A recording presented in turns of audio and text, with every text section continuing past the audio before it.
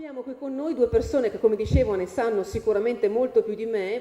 Alla mia sinistra c'è Biagio Russo, scrittore, esperto sumerologo, ma soprattutto un amante del mistero, che insomma quando può cerca sempre di approfondire questi argomenti, anche legati appunto all'ufologia, adottato da Pescara, e quindi a Pescara qualche anno fa, perché non è così anziano da poter aver vissuto di persona questi episodi, qualche anno fa ha conosciuto molto bene uno dei protagonisti di questa vicenda, uno di coloro che vide di persona gli alieni, che addirittura salì su un disco volante, una persona di totale rispetto, una persona molto colta, con un prestigio personale, che per molti anni ha taciuto questa esperienza per non passare ovviamente per pazzo, come spesso succede, ma che ha raccontato a Biagio molti retroscena importanti, interessanti, che andremo poi un po' per volta a svelare.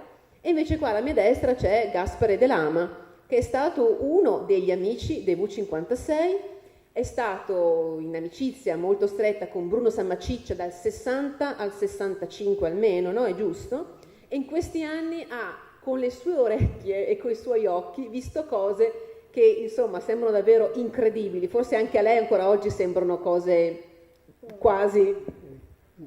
Sentiremo poi se sono incredibili o no. Per me ci si abitua a tutto. È incredibile, ma io non mi sono abituata quando l'ho sentito. Allora, partiamo. Anni 60, lei ama l'ufologia, compra libri, conosce persone, adesso facciamo la storia un pochino rapida, grazie a queste persone arriva Bruno Sammaticcia.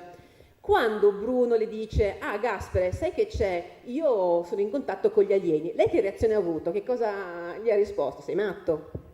Dunque, no, io ho avuto dei precedenti, avevo conosciuto il console Perego, che aveva scritto dei libri, il primo che ha scritto a sue spese dei libri sugli UFO, e era un uomo che aveva capito tutto, tant'è vero che parlava di queste cose e l'hanno confinato a fare il console a Belo Horizonte, là lontano. Ecco.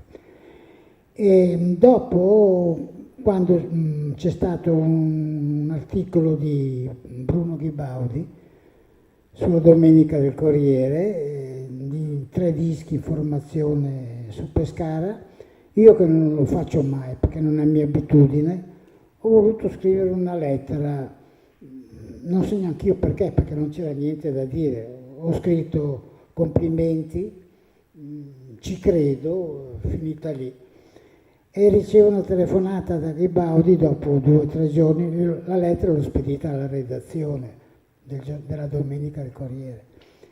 Ricevo una telefonata di Ghibaudi che mi dice: conosciamoci, tra tutte le lettere abbiamo scelto la sua, venga. È venuta a casa, 2 o 3 convenevoli, e poi si è messo a parlare dicendo che era in contatto e tutto quanto, e dopo pochi giorni è tornato per sentire come andavano le cose, e poi dopo pochi giorni ancora mi ha fatto conoscere Bruno, e piano piano ho conosciuto tutti gli altri che erano nel gruppo, eravamo una dozzina circa.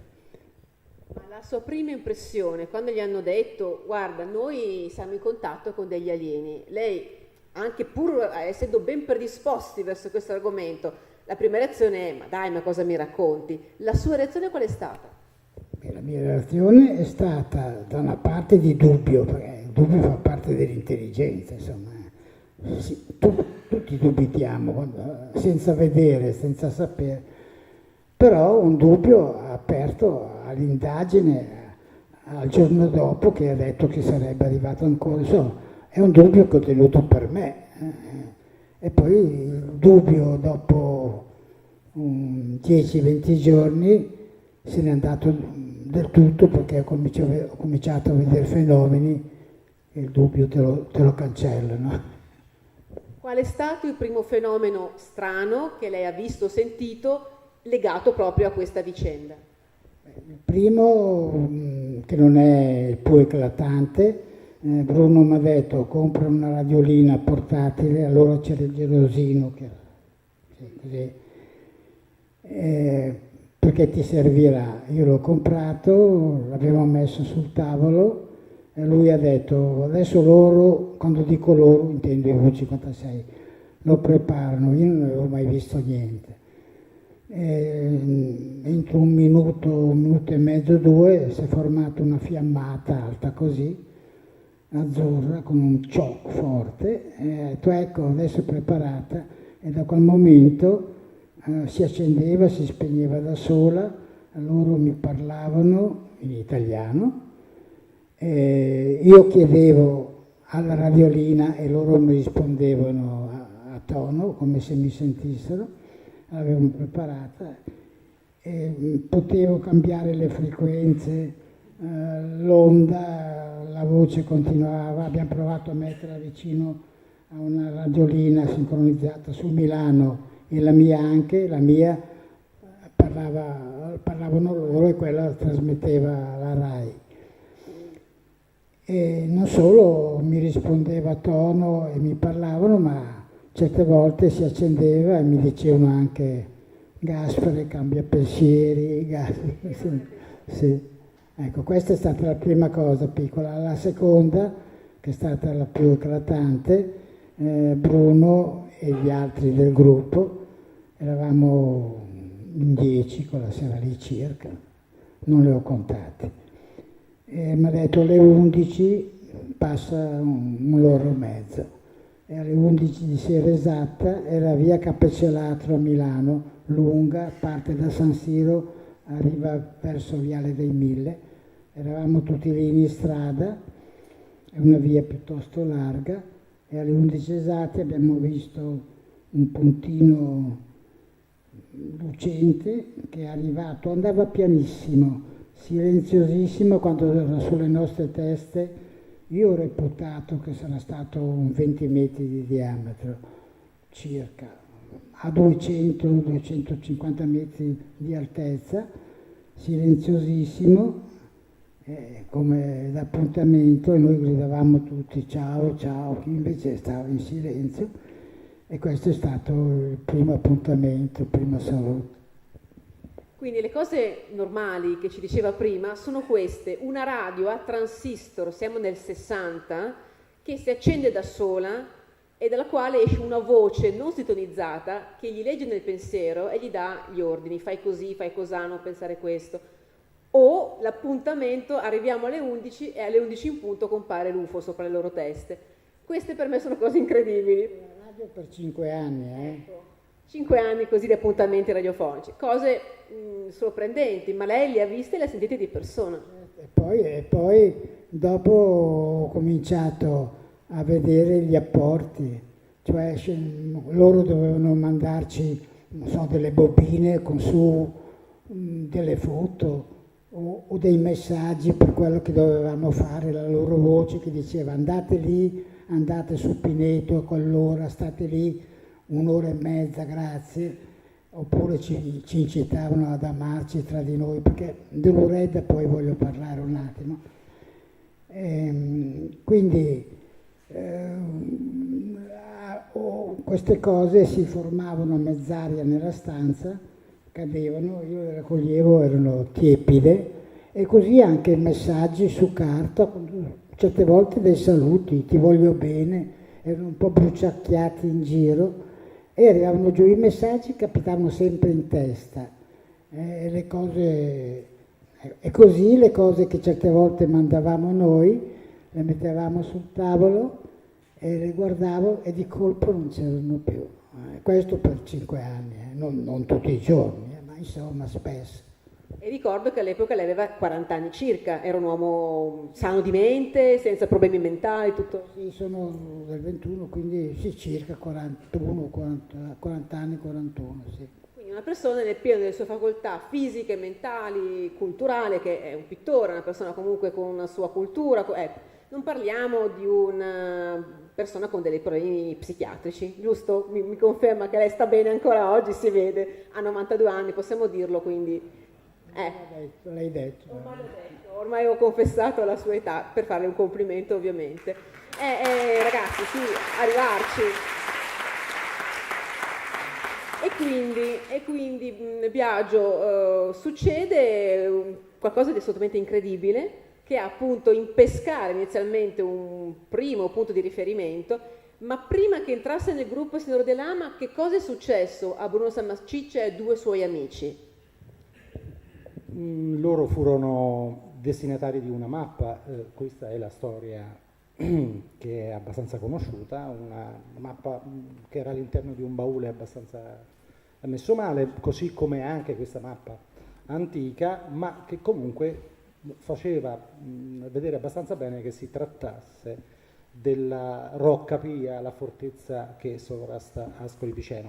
Loro pensavano che potesse essere una mappa di un tesoro e quindi si avviarono ad Ascoli Piceno, ma nel loro primo tentativo non ebbero modo di trovare nulla. Ci tornarono dopo qualche giorno e mentre erano lì che insomma, riflettevano su questo episodio, a un certo punto iniziarono a vedere nell'aria quelle stesse forme che si vedono nel film Avatar, che sembrano delle meduse fosforescenti e questo insomma, ci fa anche un po' riflettere che in Avatar forse ci sia stato riportato qualcosa. Queste luci fosforescenti precedevano la voce di una persona che in perfetto italiano gli diceva: adesso usciranno alcuni dei nostri, state tranquilli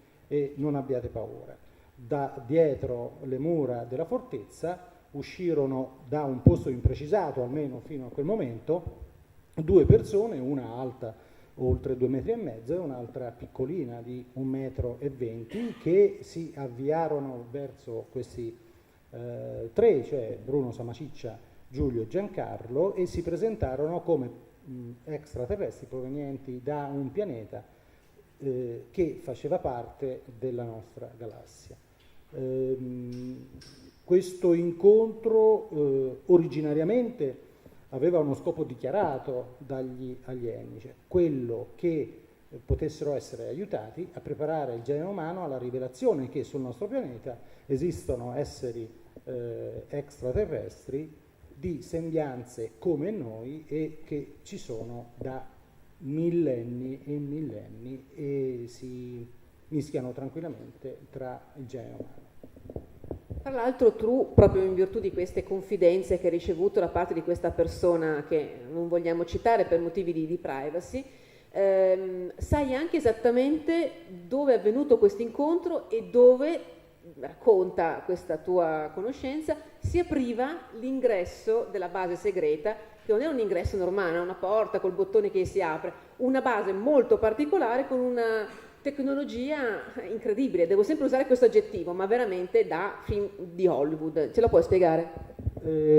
Sì, io ho avuto l'indicazione diretta da questa persona che mi ha fatto vedere che cosa succedeva in un piccolo quadrato di terreno che a un certo punto iniziava a vibrare come se fosse sollecitato da un martello pneumatico. Il terreno si apriva e veniva fuori uno dei V-56. Questa persona ha comunque percorso il tunnel a ritroso, quindi è entrato nella base che, come dicevi tu all'inizio, era molto lunga, da Ortona fino ad Ancona, parliamo di oltre 300 km e di 200 km di larghezza, quindi non solo sulla costa ma entrava sotterraneamente anche nelle Marche.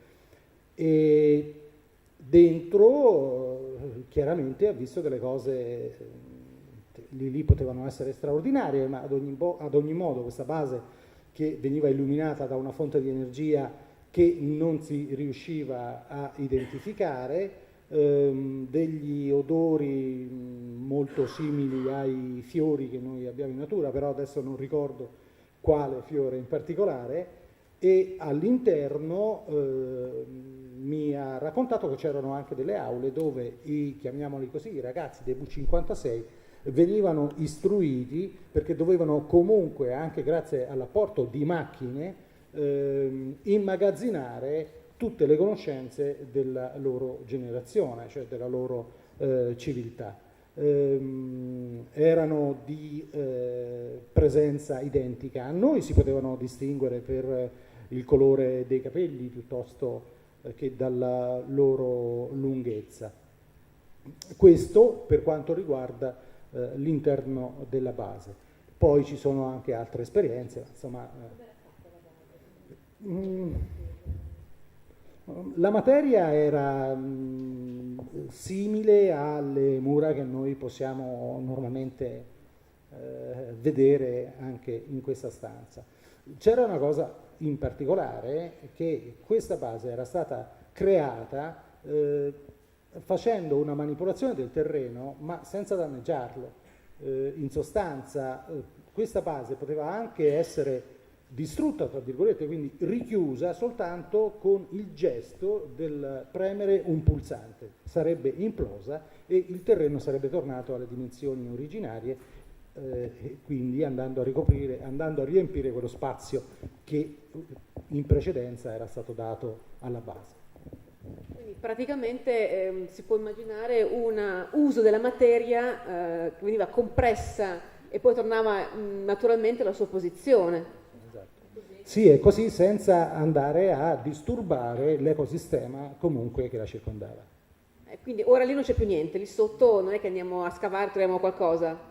No, anche perché era sotto il mare, quindi. Un piccolo particolare sulla base, uno di noi, Franco, che adesso è ancora vivo, ma è una storia triste, se c'è tempo la dirò.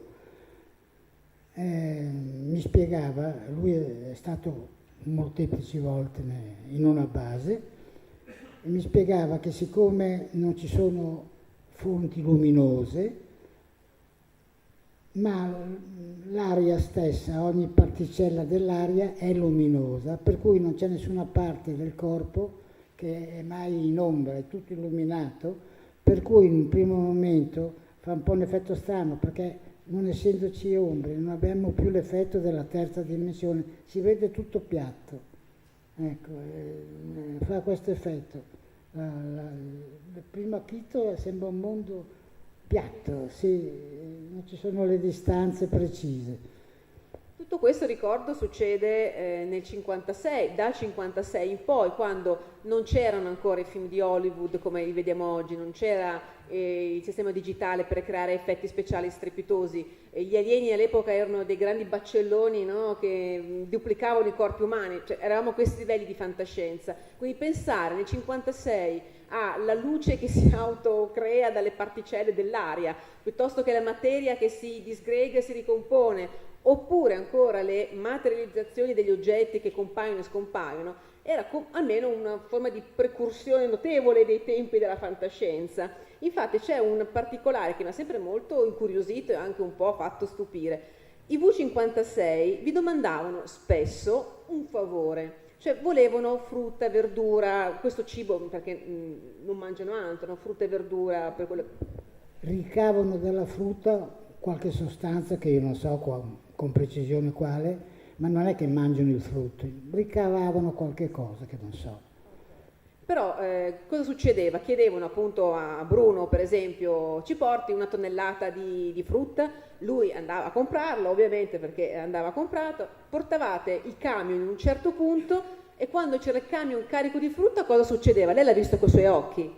E succedeva che noi prendevamo il conducente e diceva andiamo al bar a bere qualche cosa intanto che aspettiamo i colleghi che vengono a scaricare, e quando era scaricato io avevo un certo segnale e dicevo ecco andiamo, come? È già fatto? Sì, allora guardavano, era pulito, netto, come se, ma che bravi, ma che veloci, ma come fate? Lei è gente esperta, dicevamo, no?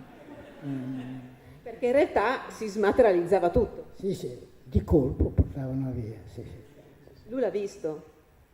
Poi, sì, questo l'ho visto 3 volte, adesso non le ho contate, come i dischi per appuntamento nel corso di 5 anni li ho visti 8, non le ho contate neanche 7-8 volte. Parliamo di questo perché le immagini che vedete sono i Super 8 che ha filmato il signor De Lama tra il 60 e il 65. Questo più o meno è Milano, no? Lei abitava a Milano, Trenno, ecco, appena fuori Milano, possiamo dire. Sulla provinciale per Novara. Perfetto, allora, cosa succedeva? Arrivava un messaggio a chi? È arrivato un messaggio a Bruno che mi ha detto: guarda Gaspare, che gli amici vogliono farti un regalo. Benissimo, cos'è? E guarda, scegli tu un posto che vuoi, campi, che non ci siano tralicci, va bene. E allora io ho scelto Datoli, abitavo allora in piazza Giulio Cesare, San Siro, provinciale per Novara, e ho scelto questo posto, vado da Bruno e dico: guarda, l'ho scelto, vabbè, uno di questi giorni andiamo. Dopo 2 o 3 giorni mi dice: andiamo oggi, va bene. E allora mi ha detto: compra una bobina da 8 mm, mi ha detto: tieni tu la macchina era sua, mettila dentro tu. Ho messo infilato la bobina, siamo andati sul campo. Oltre a noi due c'era anche un suo nipotino che avrà avuto 9 anni, un ragazzino bruno, con 2 pali di legno alti così, fatti da Bruno in maniera rudimentale, e questo bambino li ha tenuti uno con una mano e uno con l'altra infizzati, avevano una punta come quelli dei pali del Dracula, no? Li ha infilati nel terreno e questo bambino li teneva con una mano e con quell'altra, e io filmavo e Bruno dice: filma, ma non c'è niente, tu filma. E io filmavo: ma non sta fermo, gira. E io giravo, e dopo ogni tanto mi prendeva lui la mano, fa: aspetta così adesso, no, cosa? E io lo dico: non ho visto niente. E dice: beh, adesso vai e fai sviluppare la pellicola. Io l'ho portata da Ferragna, mi ricordo, in Corso Matteotti. Il giorno dopo sono andato a ritirarla, sono andato a casa, avevo la proiezione e l'ho proiettata contro il muro, era quel film qua. È stata l'unica volta che ho filmato una cosa che non ho visto niente, perché loro l'hanno proiettato direttamente sulla pellicola. Avevano vari mezzi di ottenere questo fenomeno. Uno è proiettarlo dalla base sulla pellicola, l'altro era quello di contornare il disco di particelle luminose simili al cielo. Questo lo fanno quando non vogliono farsi vedere, si contornano di una pellicola simile al cielo e noi non vediamo più niente. Però, ecco, mettiamo che la mia faccia sia il mezzo loro, ecco, è tutta ricoperta da questa pellicola, però fa da imbuto e va sull'obiettivo della macchina da presa. Oppure può andare anche sui tuoi occhi e non su quelli della persona che ti è vicino. Ecco. Ma possono far tutto. Anche la voce che io sentivo per Radiolina, loro mi hanno detto: potremmo fartela scaturire nella stanza così, ma è troppo stressante, preferiamo questa merda. Se volessero farsi passare per Dio, ce la fanno. È impressionante questa frase. Quindi abbiamo visto UFO su appuntamento, l'orario lo sceglieva lei, il posto lo sceglieva lei, apparivano questi dischi volanti. Dicevamo, Biagio, che questa persona che tu hai conosciuto è salita su un disco volante, ti ha raccontato l'esperienza incredibile. Uso sempre questo aggettivo, ma non me ne vengono altri: pazzesco, fuori dal mondo. Vai. Ma diciamo che questo episodio nasce per una scommessa da parte del signor X, chiamiamolo così, che al pilota del disco volante chiede: scommetti che se facciamo una rotta triangolare negli angoli il disco perde velocità? Perché secondo il pilota, insomma, questo non sarebbe dovuto accadere. Il pilota, tra l'altro di sembianze umane, perfettamente umane, dice: va bene, proviamo. Lui salì sul disco e provò una sensazione particolare. Il disco sembrò muoversi pochissimo, tanto da dargli il dubbio che effettivamente avesse preso il volo, ma accanto al monitor c'era un rilevatore di velocità dal quale lui prese tutti i valori. Il disco si alzò a 20.000 metri d'altezza, fece Pescara, Tel Aviv, Mosca, tornò indietro in 1 ora e mezzo, e dai valori del monitor il disco negli angoli perdeva velocità, e lui vinse la scommessa. La cosa particolare che vorrei aggiungere è su alcuni particolari del disco. Uno in maniera particolare, il monitor che aveva delle dimensioni 30x50, era un monitor a cristalli liquidi, touchscreen, mostrava delle icone alla Windows, il pilota toccava una di queste icone, si apriva un'altra finestra, su questa finestra c'erano esclusivamente comandi che non potevano far cadere in errore il pilota. Stiamo parlando della fine degli anni 50, parliamo quindi di monitor a cristalli liquidi e di sistema operativo alla Windows. Che cosa dire? A me vengono ancora i brividi, è incredibile. Ho ragione quando dico che è incredibile. Ma il signor De Lama voleva dirmi un particolare su questi UFO che lei ha ripreso, perché io ho avuto già modo di intervistarla, si ricorda, ecco, un po' di tempo fa, e lei mi aveva detto: io avevo la sensazione che questi però non fossero i loro veri dischi volanti col quali erano venuti fin qua, ma erano come dei piccoli mezzi di trasporto che usavano per i piccoli viaggi. Cosa ti faceva avere questa impressione? Ci sono dei mezzi di trasporto che sono atti per il pianeta. Per esempio questo qui che si è visto alle mie spalle, quello che ho fotografato a Trenno, noi lo chiamavamo, noi del gruppo, lo chiamavamo Topolino, perché era più piccolo, aveva 4 metri di diametro ed era adibito, anzi dopo se vengono le immagini spiegherò alcune cose, cos'è quella cosa nera, il perché, eccetera, eccetera, che mi sono state spiegate anche a me. E a proposito poi di quello che diceva il signor Biagio,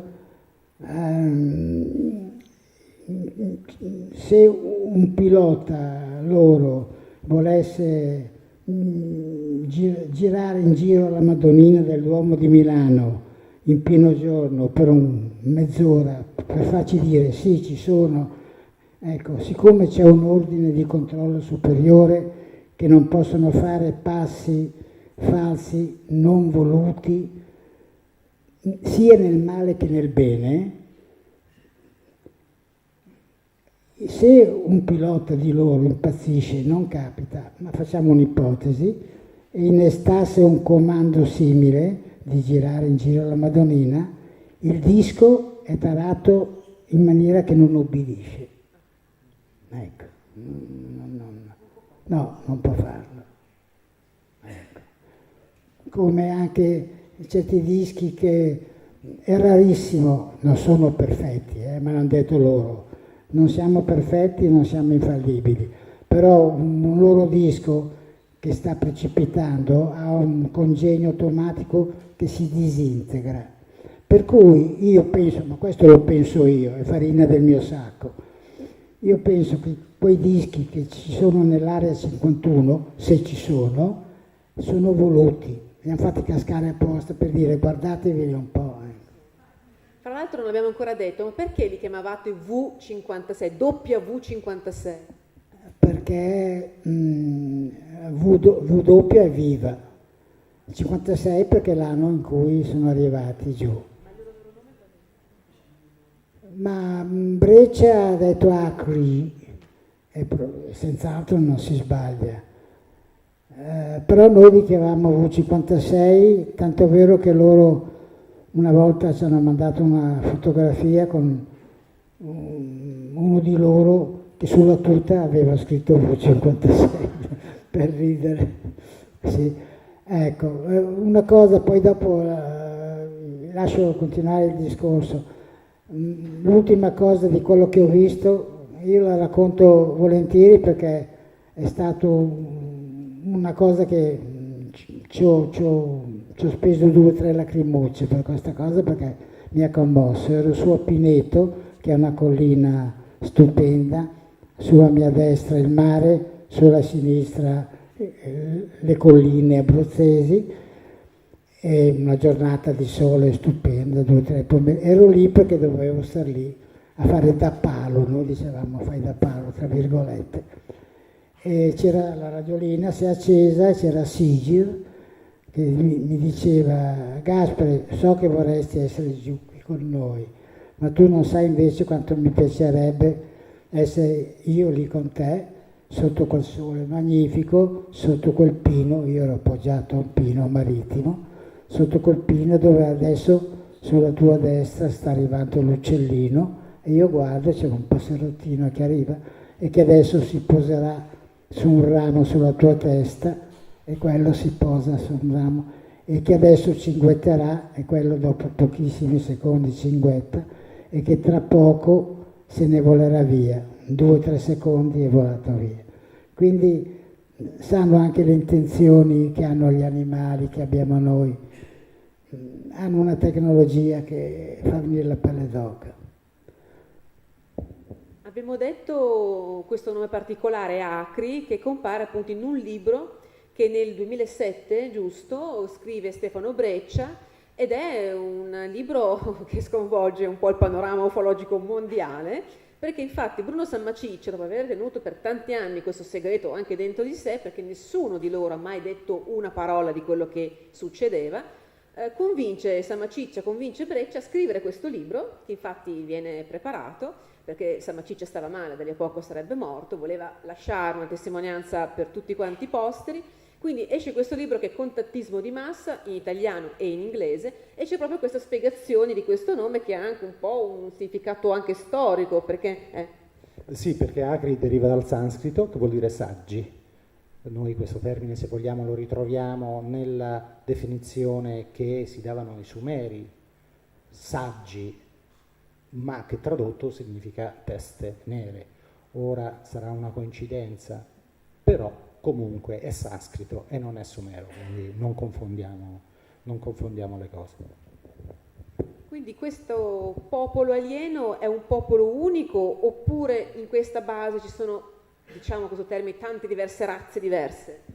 Sì, ci sono tante razze provenienti da pianeti diversi, pianeti orbitanti intorno a stelle che comunque fanno parte di costellazioni della nostra galassia, non extragalattiche. Quindi questo il mio interlocutore ci ha tenuto a precisarlo, perché in alcuni casi c'è chi ha riferito che i V56 provenissero da una confederazione intergalattica, e invece no, mi diceva, è una confederazione galattica. Sono, dal punto di vista dell'aspetto esteriore, quasi simili a noi, dico quasi perché qualcuno comunque di 3,5 metri, non possiamo dire che sia uguale a noi, si differenziano per il colore della pelle, alcuni dei quali avevano un colore celestino.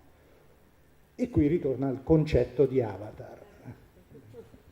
Questi uomini blu di cui si parla fra l'altro anche nelle tradizioni della Sardegna, è un'altra cosa particolare, uomini elettrici, uomini molto alti, dalla pelle blu, e se ne parla nei millenni passati. Però una cosa ti volevo chiedere, perché poi ci spiegherà bene il suo punto di vista, come l'ha vissuto Gaspare De Lama, ma per quello che sappiamo dagli altri testimoni, dai testi, cosa volevano questi alieni agli umani? Cosa chiedevano? Amore, perché l'amore cosa serviva loro? C'era un termine particolare, no, che usavano. Sì. In sostanza l'amore genera energia, così come anche l'odio, con la differenza che nel primo caso è energia positiva e nel secondo è energia negativa. Diciamo che il loro dialogare comunque spesso verteva sulla filosofia che oggi ma è da secoli, trova corrispondenza nelle filosofie orientali, che poi sono diventate filosofie di religione, perché trattando la vita è sacra, e quindi sono filosofie di religione. Ora, la energia in particolare che serviva loro era Uredda, questa energia che doveva servire per alimentare le macchine. Il mio interlocutore diceva che chiaramente l'unione del gruppo probabilmente, il lavorare insieme per procurare la frutta, quindi la cooperazione del gruppo, generava sicuramente una coesione di energia positiva che loro sfruttavano per mantenere in vita le proprie macchine. Ha aggiunto però che là dove oggi noi vediamo, che so, sopra i concerti dove ci sono 200.000 persone, gli stadi, eccetera, eccetera, che ci sono gli UFO, molto probabilmente ci sono perché quell'agglomerato, quel gran gruppo di persone genera energia positiva che loro sottraggono per portare avanti i loro progetti. Ovviamente non è un'opinione nostra, ma la materia è energia, noi siamo energia e quindi l'energia fa parte di tutto quello che noi vediamo qua attorno. Ma lei che l'ha vissuto, quando gli dicevano dovete volervi bene, dovete essere tutti quanti uniti, questa Uredda, che cosa pensava lei? Come l'ha vissuta questo particolare? Dunque, siamo arrivati al clou della ragione per la quale i V56 erano qua, almeno così penso. La ragione, secondo me, ma è un mio pensiero, badate bene, certo l'ho condiviso anche con gli altri del gruppo, era, chiamiamolo esperimento, anche se la parola non è molto simpatica. Era un esperimento basato su come noi umani di fronte a un fatto simile potessimo essere coesi e amarci veramente tra di noi. Ci hanno detto che l'amore è un'energia come l'odio, come la consapevolezza, tutto energia come il pensiero, e loro per un patto, diciamo, con questo, noi lo chiamavamo UTI, con questo organo superiore di controllo che faceva persino parte di un'altra dimensione, non potevano, sia gli uni che gli altri, poi parleremo anche degli altri, non potevano fare né più così di male al pianeta o a noi, né più così di bene. Per cui tutto era controllato. Era controllato il fatto che i loro strumenti nelle basi, nei dischi, funzionassero grazie al nostro Uredda. Era come la loro benzina. Funzionava solo se noi davamo questo amore che loro sapevano come captare e convogliare con i loro strumenti. E qui arrivano le note dolenti, perché a lungo andare negli anni è stato più grande il nostro ego, chiamiamolo così, per dargli una veste elegante, che l'amore per loro. Ci sono state delle diatribe tra quelli del gruppo, dei litigi, delle invidie, e loro se ne sono andati. Detto questo, detto in parole poverissime, perché ci hanno spinto tante volte, ci facevano delle romanzine molto dolci. Quando io li sentivo parlare, se vi interessa la mia impressione, dal primo momento che mi parlavano d'amore, di affiatamento, di amicizia, di che cos'è l'amicizia, di cosa può fare l'energia dell'amicizia diversamente dall'energia di altri sentimenti. E io avvertivo netto che chi mi parlava, loro erano umani e io non lo ero. Ecco, proprio la sensazione è stata quella, mi stanno parlando delle persone umane e io non lo sono ancora, ecco. E questo è su.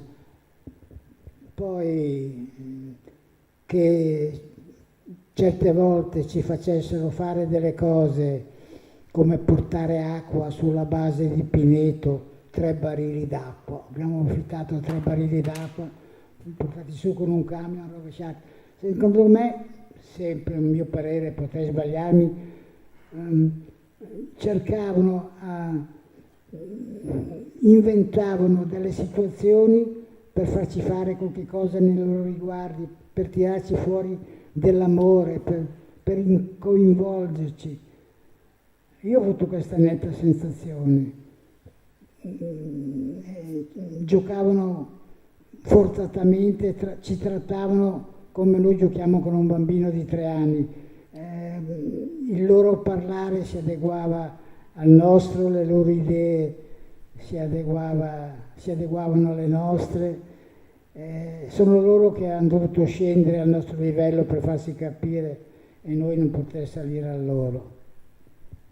Sono parole abbastanza toccanti, in effetti. Loro erano umani e noi non ancora. Ecco, siamo un po' indietro sulla scala evolutiva, almeno morale. Però, dicevamo, non erano soli i V56, c'erano anche degli altri alieni che poi non si distinguevano da loro se non per la volontà. E avevano anche questi un nome inventato, chiaramente dagli umani.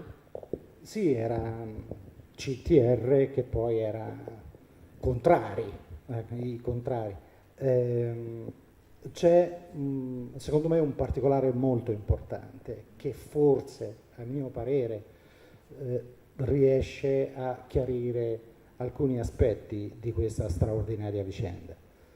La persona che mi ha fatto queste confidenze è uscita dal gruppo ancora prima che il caso Amicizia finisse in quel novembre del 78 con tutte quelle manifestazioni ufologiche, eccetera, eccetera. La Marina di Pescara non usciva più dal porto perché tra l'altro un peschereccio era stato ribaltato da una bolla d'aria, dicevano di metano, ma poi così non era, perché un mio caro amico che oggi ha una certa età, all'epoca era in perlustrazione con un elicottero del porto della Marina di Pescara.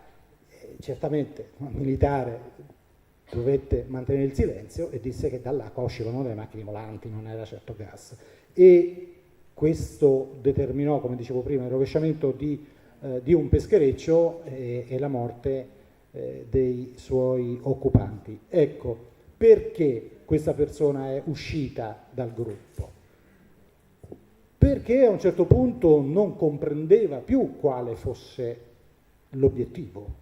Quel messaggio iniziale, cioè di aiutarli a preparare il genere umano alla rivelazione che sulla Terra c'erano degli extraterrestri, e non solo, perché alcuni di loro dicevano di essere extraterrestri, quindi terrestri di addirittura milioni di anni fa presenti sulla Terra, non aveva più seguito, e tutto sommato si trattava di un continuo apporto di frutta senza raggiungere una meta finale. Ma non solo questo, ci fu il colpo di grazia, diciamo, ci fu il colpo definitivo che fece sì che questa persona decise definitivamente di uscire dal gruppo. Lui scoprì che alcuni dei V56 erano anche alcuni CTR, e questo era grave, perché c'era gente che faceva il doppio gioco. Allora, che gioco è? Che cosa vogliono fare? Questo francamente è inquietante, perché questa testimonianza non fu unica, ma anche altri si accorsero di questa dualità, di questo cappello da prestigiatore che veniva tolto o messo a seconda delle situazioni. E quindi il mistero si infittisce ancora di più.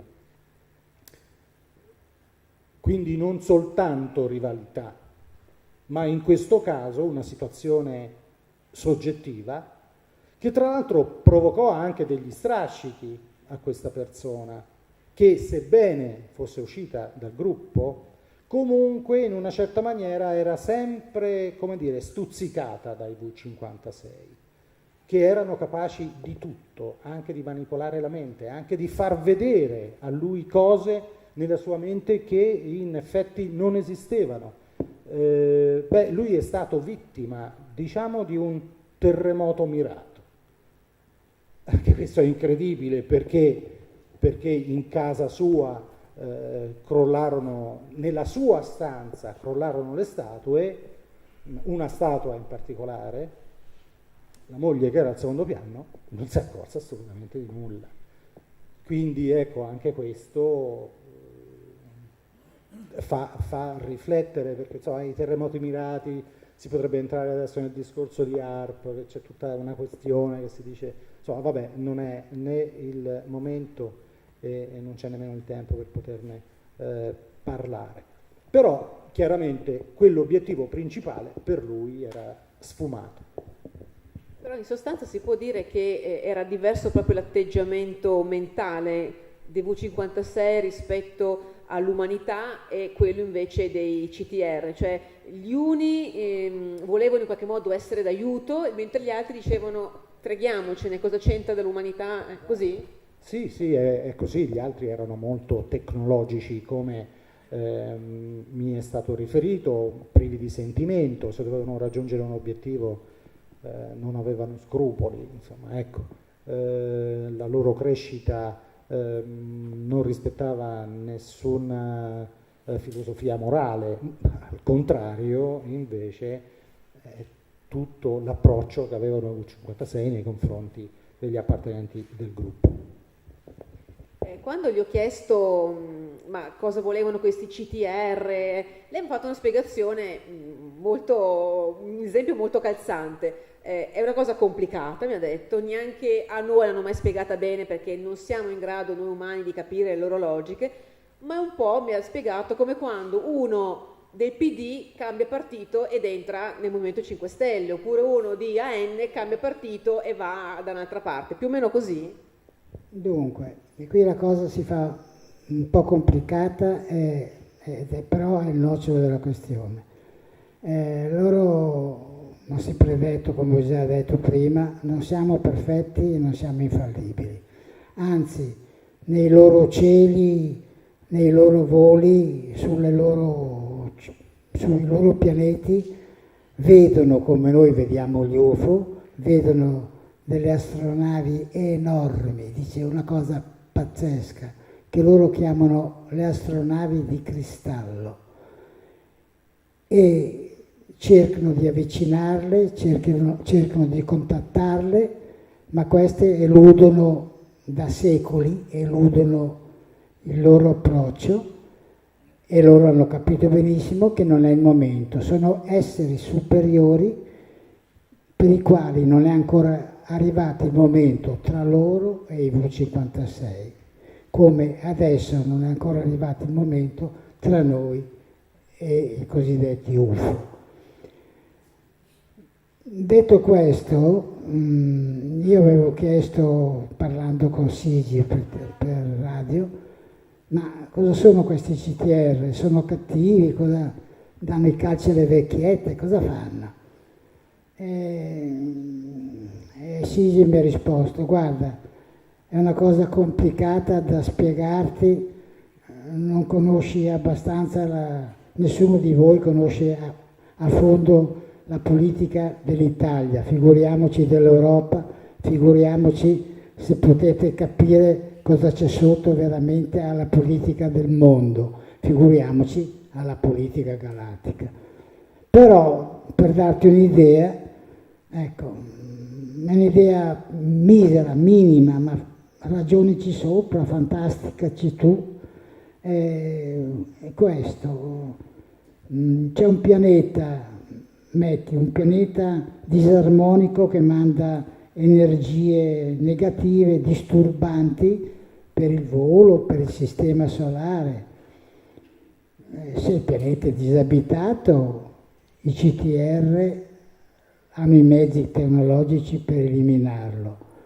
Noi cerchiamo di ovviare con la nostra tecnologia ai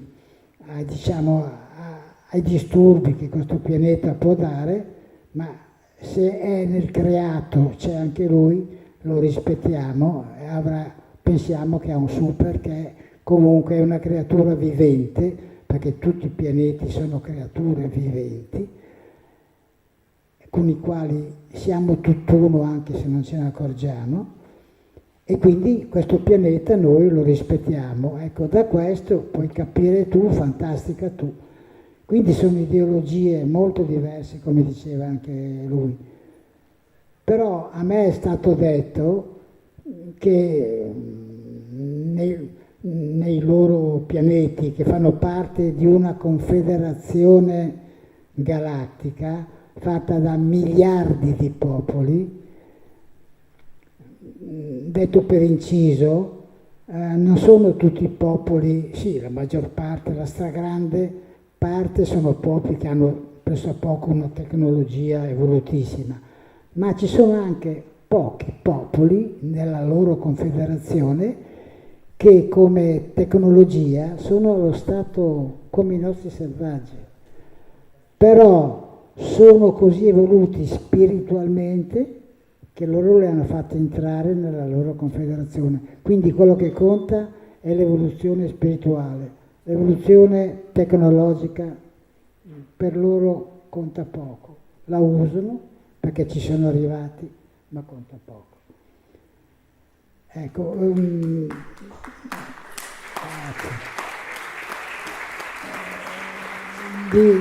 di cambi di cappello, come hai detto tu, ecco,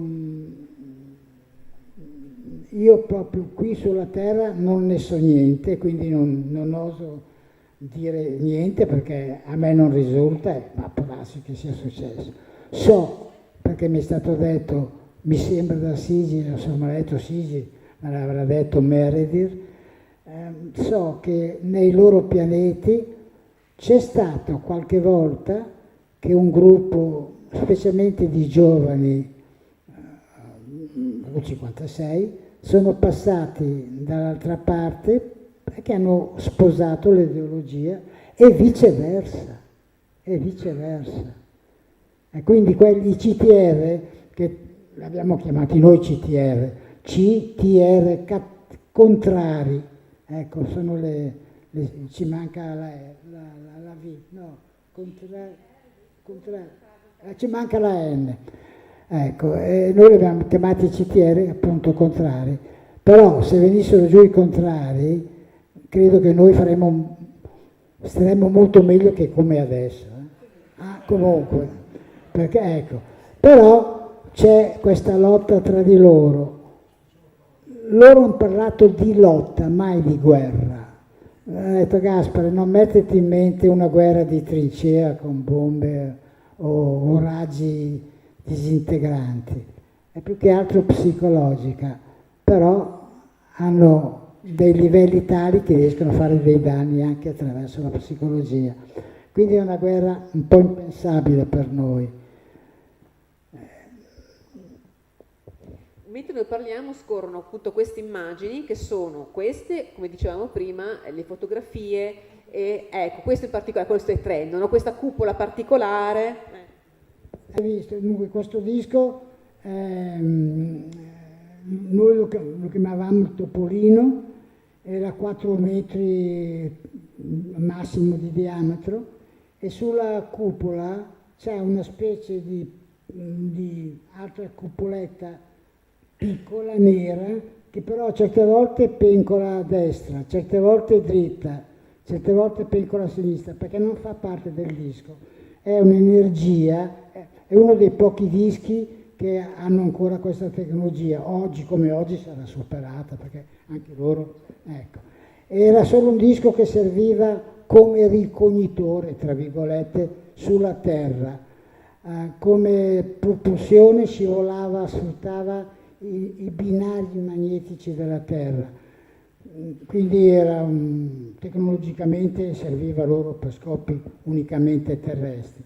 Questa cupoletta nera era un addensarsi di un'energia scura che si formava per delle cose che non posso capire e si formava sul e poi scivolava lungo le fiancate e si appoggiava sul bordo della cupoletta, tanto è vero che in certe immagini, quella di prima, poi qui è molto sbiadito, io ho a casa le fotografie belle precise, il bordo questo è il disco, qui c'è la cupoletta e qui c'è il bordo che sembra una saldatura malfatta perché è un po' ondulata, non è una saldatura malfatta, è questa polvere nera che scende e si condensa a secondo dei casi, un po' qui e un po' là, e poi scivola lungo la fiancata e scompare nell'aria, si disperde e prima che si riformi c'è un lasso di tempo, tanto è vero che ci sono delle immagini in ultimo che non c'è più quel disco, ecco, prima c'è la campagna e io ho fotografato lì, poi dopo quando stavamo tornando a Milano, che si vedono le case, la periferia di Milano, ecco, Bruno mi ha detto ferma la macchina, che ci sono ancora loro sempre invisibili, ma per radio diceva ci siamo, e l'ha fotografato e il pennacchio che non c'è più. Ecco, volevo solo dire questo perché così, è l'unica cosa tecnologica che ho capito bene, il resto non ho capito niente. Questi sono invece gli articoli veri degli anni 70, 78, Corriere Adriatico, Corriere della Sera, Repubblica, che raccontano quello che ci spiegavi tu, cioè c'è stato un periodo di avvistamenti incredibili, eccezionali, straordinari nell'Adriatico con delle vittime. Ma com'è che veniva spiegato? Ripeti un attimo. Che si trattava di bolle di metano, metano che fuoriusciva in maniera naturale dal fondale marino e creava queste bolle e onde anomale fine, ma come ho detto prima, chi ha visto... Ecco, sì, questa era la bolla di metano. Sì. Questo invece è uno degli alieni, questo signore è molto alto, questo signor De Lama insieme appunto agli amici del caso Amicizia anni 60, Bruno Samaciccia al centro col bicchiere in mano, che è stato un po' il punto di riferimento di questa esperienza, Gaspare De Lama insieme a Bruno e il cane, no? Il cane lupo Dick, che anche lui aveva degli avvistamenti UFO, anche lui partecipava. Addosso anche lui, sì. Gliel'hanno messo anche lui, sì. Controllavano anche il cane, questa è la foto di voi negli anni 60. Questo è una foto un po' particolare. Nessuno può provare che sia davvero un alieno, vero Biagio? Però c'è qualcuno che ha fatto degli studi in base all'altezza dello staccionato dietro, della maglia. Cosa è venuto fuori di questo ragazzone tipo, no, giocatore di basket? Che la sua altezza è di 3,5 metri. È il pennacchio, sì, del pennacchio. Che la sua altezza è di 3 metri, era di 3,5 metri e oltretutto questo personaggio V56 che si chiamava Kenio, mi corregga se sbaglio perché io vado a memoria ma lei ha avuto l'esperienza diretta, era di origine terrestre, cioè era nato sulla Terra. Oltretutto, ecco, ci sono alcuni particolari che credo che siano meritevoli di esposizione. La loro vita, la durata della loro vita. Loro avevano una vita lunghissima in rapporto alla nostra, perché uno di loro, Di Pietro, se ricordo bene, aveva 1200 anni. Ecco, vivevano fino a 3000 anni, dice circa. Ecco, e come avveniva tutto ciò? Loro periodicamente avevano, grazie alla tecnologia di cui erano possessori, la possibilità di rigenerare le proprie cellule. Certo, questo non poteva avvenire all'infinito, alla fine, quando ciò accadeva, c'era la fine della vita improvvisamente.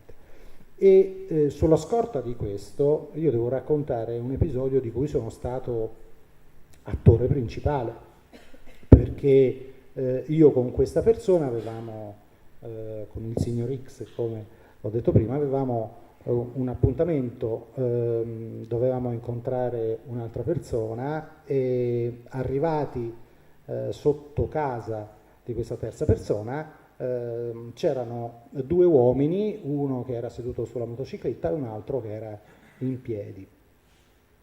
Ora l'altezza, sì, i 2 metri fanno poco, perché insomma di baskettisti è pieno, insomma è normale vedere delle persone che sono alte 2 metri. Io ebbi la sensazione di averlo già visto, questo ragazzo, perché apparentemente aveva intorno ai 35 anni, che salutò me e l'altra persona che era insieme a me. Ma insomma, questa cosa mi colpì, tant'è che a un certo punto confidai le mie perplessità al mio interlocutore, il quale disse: guarda che questa sensazione ce l'ho anche io e l'ho visto, ma non mi ricordo dove. Bene, da quell'incontro poi è passata una settimana, a me venne in mente dove l'avevo visto.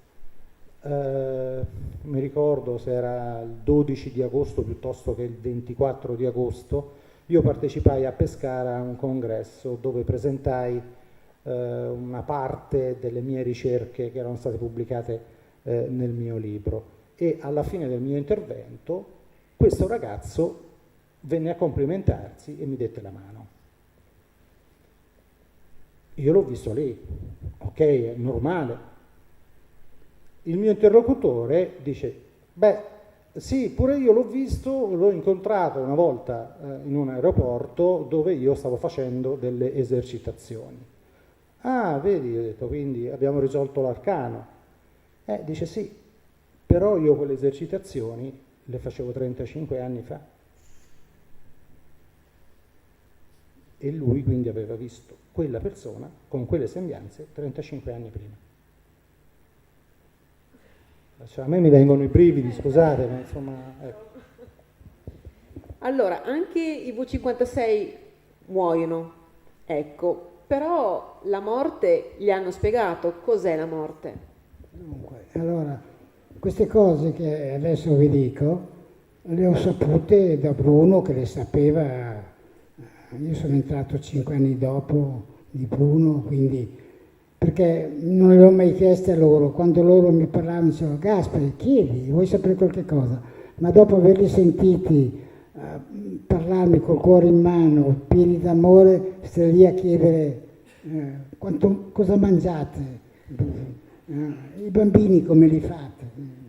No, non mi veniva neanche in mente, non avevo più bisogno di domande, per cui come nascono, come muoiono, tutte queste cose le ho sapute da Bruno, le hanno dette loro. Allora, tornando alla morte, vivono circa 3.000 anni, può capitare il caso che uno si spenga, come ha detto, ma solitamente, siccome hanno la facoltà di rigenerare le cellule, potrebbero vivere anche di più, ma dopo 3.000 anni hanno fatto tutte le esperienze adatte a un salto quantico della loro evoluzione animica. Ecco, immaginatevi ognuno di noi 3.000 anni sulla Terra. Faccio il pittore, poi faccio il musicista, poi faccio lo sportivo, poi faccio l'attore, poi faccio l'impresario, poi faccio l'imprenditore. In 3.000 anni.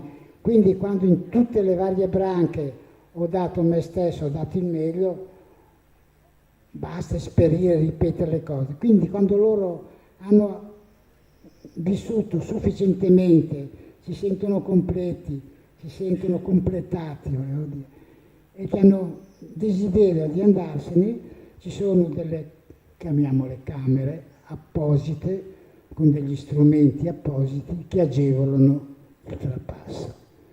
Quindi è un'eutanasia dolcissima e loro adottano questa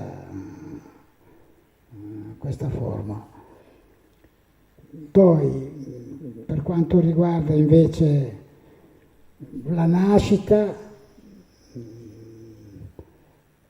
così nebulosamente mi sembra di ricordare che volendo possono farli nascere in provetta, però avendo notato che il bambino che nasce come lo facciamo nascere noi ha un impatto energetico d'amore maggiore, perché i due partner che si uniscono, si sottintende con amore, non per altre ragioni, si uniscono tutti e due amandosi, in quell'atto danno un'energia al bambino che è un'energia di vita superiore che un bambino nato in provetta.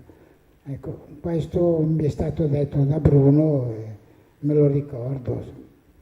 Ma le hanno anche parlato Bruno o altri compagni di questa avventura di rincarnazione, cioè della possibilità che queste anime poi in questo ciclo animico continuino a rincarnarsi? Qui il discorso si fa un po' difficile perché va al di là della nostra comprensione, del nostro cervello che volente o nolente anche per un artista è sempre razionale. Non possiamo accettare il paradosso perché dire esiste Dio, sì e no, non ci va bene o sì o no. Ecco, per cui invece se fosse la verità, dico se fosse, è un esempio, il nostro cervello non l'accetterebbe perché, ma dobbiamo abituarci a capire che la verità contiene il tutto, quindi contiene anche il paradosso. Ci arriveremo un giorno o l'altro, così come per l'amore. L'amore è un'energia che dobbiamo usare, anche se la parola non è bella, verso il nostro prossimo e salendo si cambia il vestito. Noi temiamo ancora la morte perché abbiamo poca consapevolezza e non ci ricordiamo le vite passate ed è un bene perché probabilmente ci ricorderemo anche delle nefandezze che porteremo dentro come peso inutile. Loro hanno una consapevolezza tale che si ricordano della vita passata, delle vite passate, per cui la morte non diventa, è come noi andiamo a letto senza paura, sappiamo che ci sia nulla per un po', che possiamo sognare e ci si risveglia, è tutto lì, il nostro addormentarsi, e per loro il nostro addormentarsi è la loro morte, quindi ecco perché vanno allegramente nella camera che li fa trapassare quando tutto è finito, sanno dove vanno e quindi questo amore che va trasceso li porterà sempre in piani più diversi e dove in quel momento abbiamo trasceso l'odio, benissimo, rimane l'amore come campo di prova. Quando tu arriverai dopo infinite vite, non so quanto, ognuno fa quello che sceglie di fare. Se è molto coraggioso ne fa poco, se è tiepido ne fa tanto. Di arrivare a un punto dove non c'è neanche più il corpo, si è pura energia, già i V56 erano alti 3 metri, 3 metri e mezzo e pesavano 30 kg, ma erano come noi, toccandoli non si vedeva attraverso come un vetro. E come noi siamo più leggeri, più diafani di un toro. Il toro ha i muscoli più massicci dei nostri, appunto perché è più animale, è più materiale, è più attratto dalla materia. Noi siamo già più diafani di un toro, in certi casi trascendiamo, sappiamo trascendere la materia, sappiamo trascendere in certi casi il sesso quando non deve esserci, sappiamo enunciare.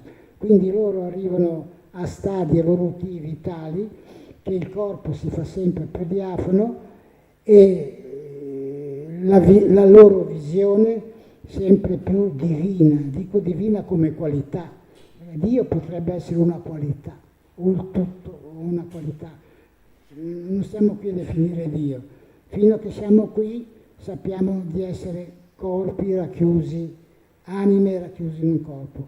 Questo corpo si fa sempre più sottile, si trascende l'odio e si è solo amore.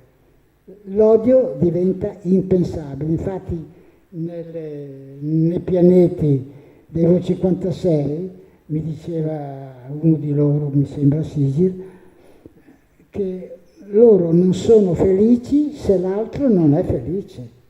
Non è così per noi, insomma. Ecco, loro proprio non sono felici se tutti gli altri non sono felici, quindi concorrono a essere tutti felici.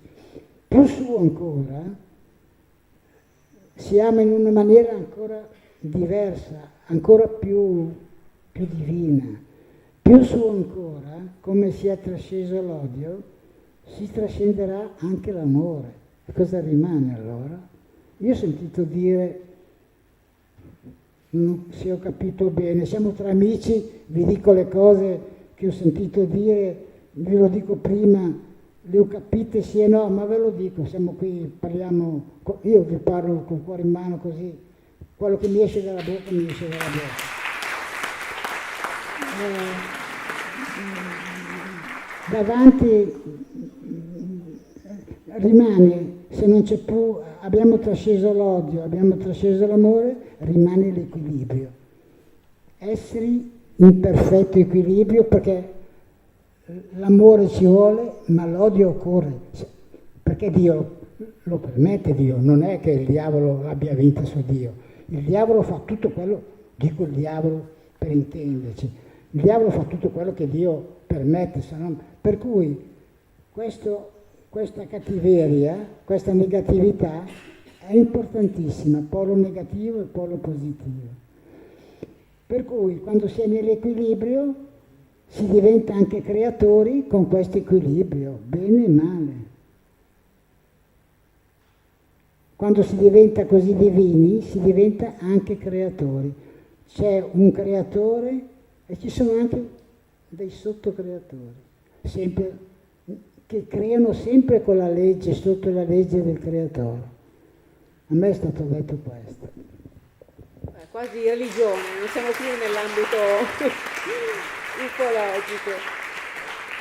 Tra le tante foto che abbiamo visto, una cosa che mi fa molta curiosità, ce n'è una molto particolare di cui Gaspare mi dice sempre: me non ne so assolutamente nulla, eppure il protagonista è lui. C'è la foto di un Gaspare giovane con dietro un corpo, adesso non c'è ancora, un corpo incorporeo, uno spirito, con una specie di macchia nel centro del petto che sembra un grandissimo cuore, alto 4-5 metri. Una foto Polaroid non falsificabile, parliamo di Polaroid, non di digitale, tra poco la vedrete, dove appunto si vede lei in primo piano e dietro questo genio, perché sembra proprio l'immagine di un genio spirituale. Lei non si ricorda assolutamente che c'era qualcuno accanto a lei quel giorno nella foto. Eccola, questa qua l'abbiamo vista, questo cuore nel centro del... Lei si ricorda di questa foto?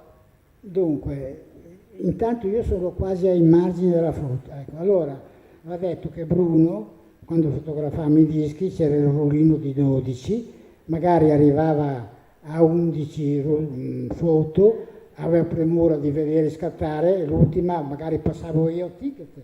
Ecco, quindi io mi ricordo, lì siamo in Corso Europa di Montesilvano, io sono ai margini della foto, ma avrà detto guarda qui, io ho guardato lì e me l'ha fatta, io sapevo che era per non sbattere via a vuoto un fotogramma e dopo la portava a pescare a far sviluppare. Quindi di quel vestito, di me, di quelle case di via di Montesilvano mi ricordo abbastanza bene.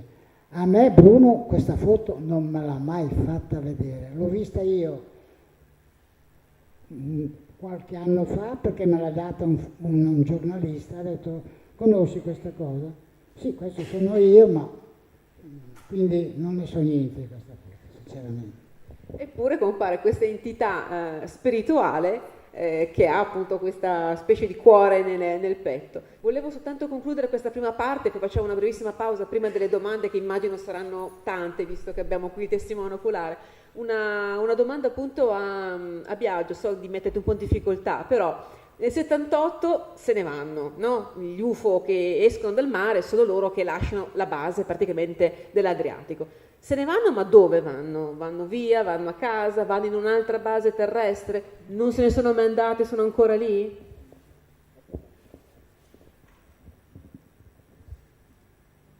Ti rispondo, ma volevo dire prima una cosa che esula un attimino da questa domanda che è di tipo tecnico, perché mi fa estremamente piacere dirlo. Io ho riscontrato e riscontro, trovo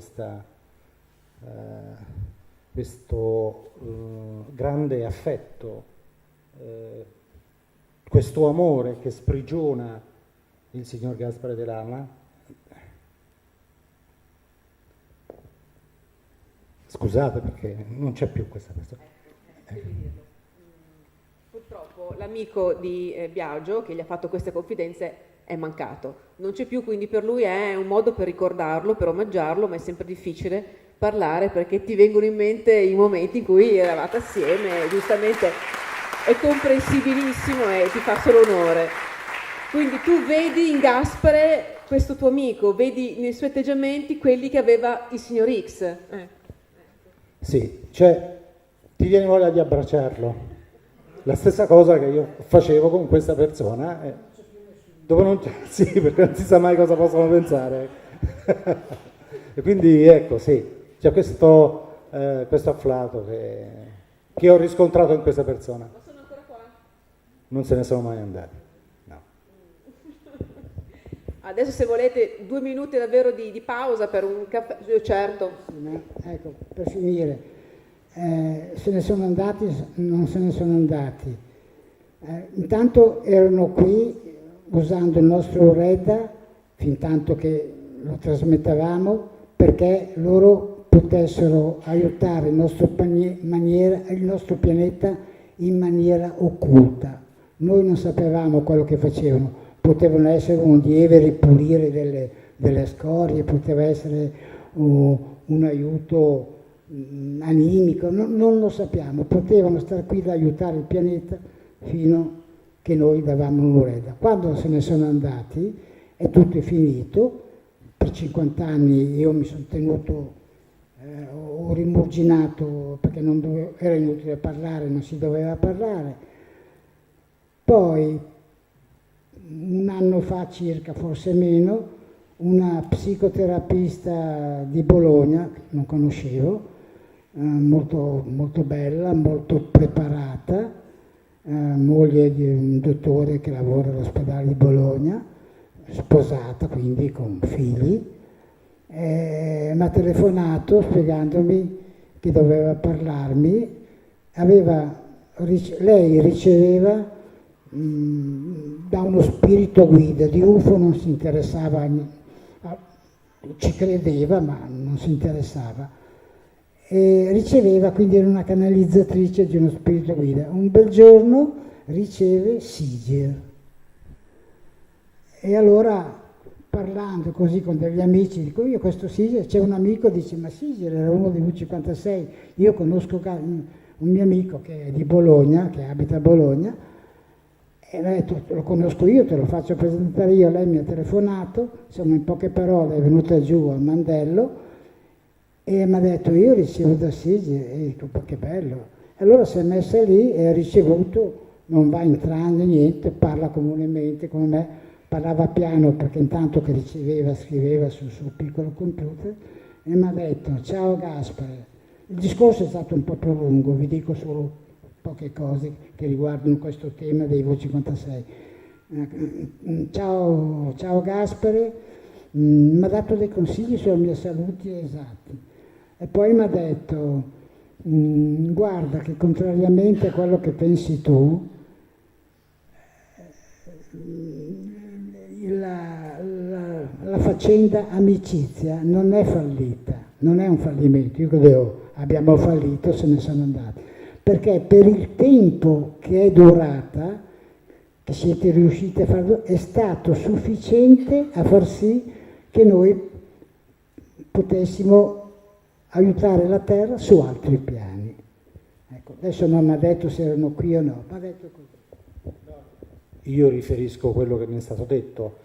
Secondo questa persona non se ne erano andati, tant'è che lui era spesso vittima di scherzi, come li definiva lui, mi ricordo sempre questa cosa che tra l'altro lui raccontava sorridendo, camminando in una strada con i lampioni, come passava il lampione si spegneva e dopo un passo si riaccendeva.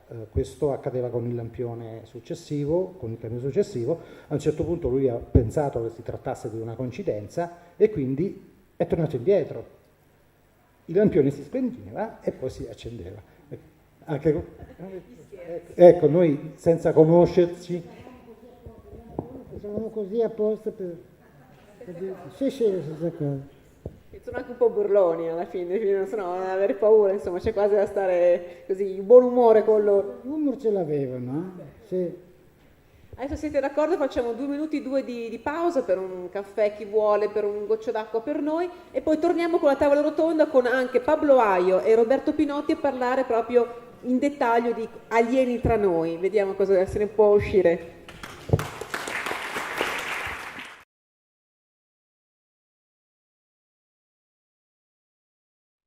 La sintesi è che effettivamente ci potrebbe essere una razza presente sulla Terra da molto tempo che, diciamo, si è fatta allegramente un po' passare per divinità. Certo, poi questa va a incidere un po' tutta la nostra ottica, ed è uno dei motivi per cui sembra le autorità poi non vogliono dirlo, no? Il fatto del discorso sociologico dell'impatto. No, il discorso è questo, noi siamo abituati a considerare quello che Sabrina prima ha chiamato paranormale in maniera così come se fosse una cosa soprannaturale. Non c'è nessun paranormale e non c'è nessun soprannaturale, ci sono soltanto cose che noi non percepiamo, ma che sono assolutamente naturali e normali. Noi siamo sordi, per esempio, agli ultrasuoni, ma ci sono. Siamo ciechi ai colori ultravioletti e infrarossi, ma ci sono, gli animali li percepiscono. Quindi è tutto soltanto un discorso di limitatezza nostra a percepire o meno certe cose. Per quanto riguarda i fenomeni di natura pseudo-religiosa, io ci ho scritto anche sopra abbastanza a suo tempo. Il punto d'arrivo di questo discorso è stato un libro che oggi non si trova più, ma che si chiama Dei dallo spazio. Sostanzialmente dimostra questo, lo dimostra proprio, non è che ci sono oggetti di discussione. Allora, la Madonna, secondo la concezione corrente, è la madre di Dio, la madre di Gesù Cristo e via dicendo. Naturalmente però c'è da fare una considerazione. Questo cliché che noi abbiamo ricavato dal cristianesimo resta da capire se e quanto è vero. Infatti, la Chiesa Cattolica, delle oltre 2000 apparizioni mariane che ha a disposizione, ne considera a malapena 20, cioè praticamente nulla. E, sappiatelo, voi non dovete credere a queste apparizioni, perché come cattolici praticanti e fedeli non vi si chiede questo. La Chiesa dice che voi, la Chiesa Cattolica Romana e Apostolica, dice che se voi volete credere a Lourdes e a Fatima, siete padroni di farlo e va benissimo, ma se non ci credete siete ugualmente buoni cattolici e non gliene può fregare di meno, punto. Questa è la prima considerazione, che significa sgamarsi da questo discorso.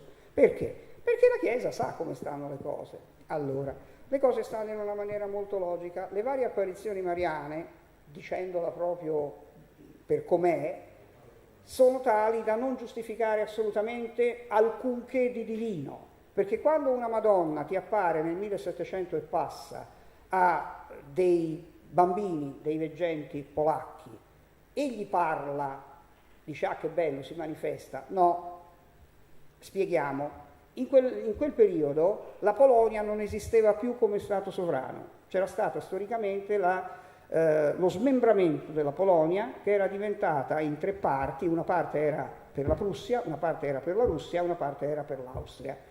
La Madonna appare in una zona della Polonia che è di competenza dell'impero di Prussia, quindi vi si parla il tedesco. Cosa fa la Madonna a questi bambini polacchi che non conoscono il tedesco? Parla in tedesco e i bambini non capiscono una mazza. Cioè, la Madonna può fare questi errori così marchiani?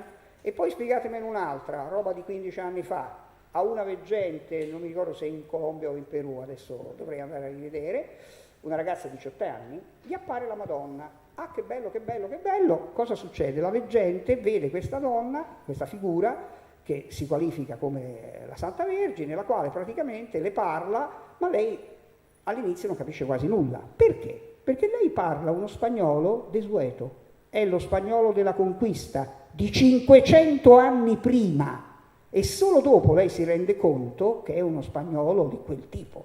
Ma scusate, se era dimenticato il dizionario, cioè il problema è che la Madonna non può fare errori di questo tipo.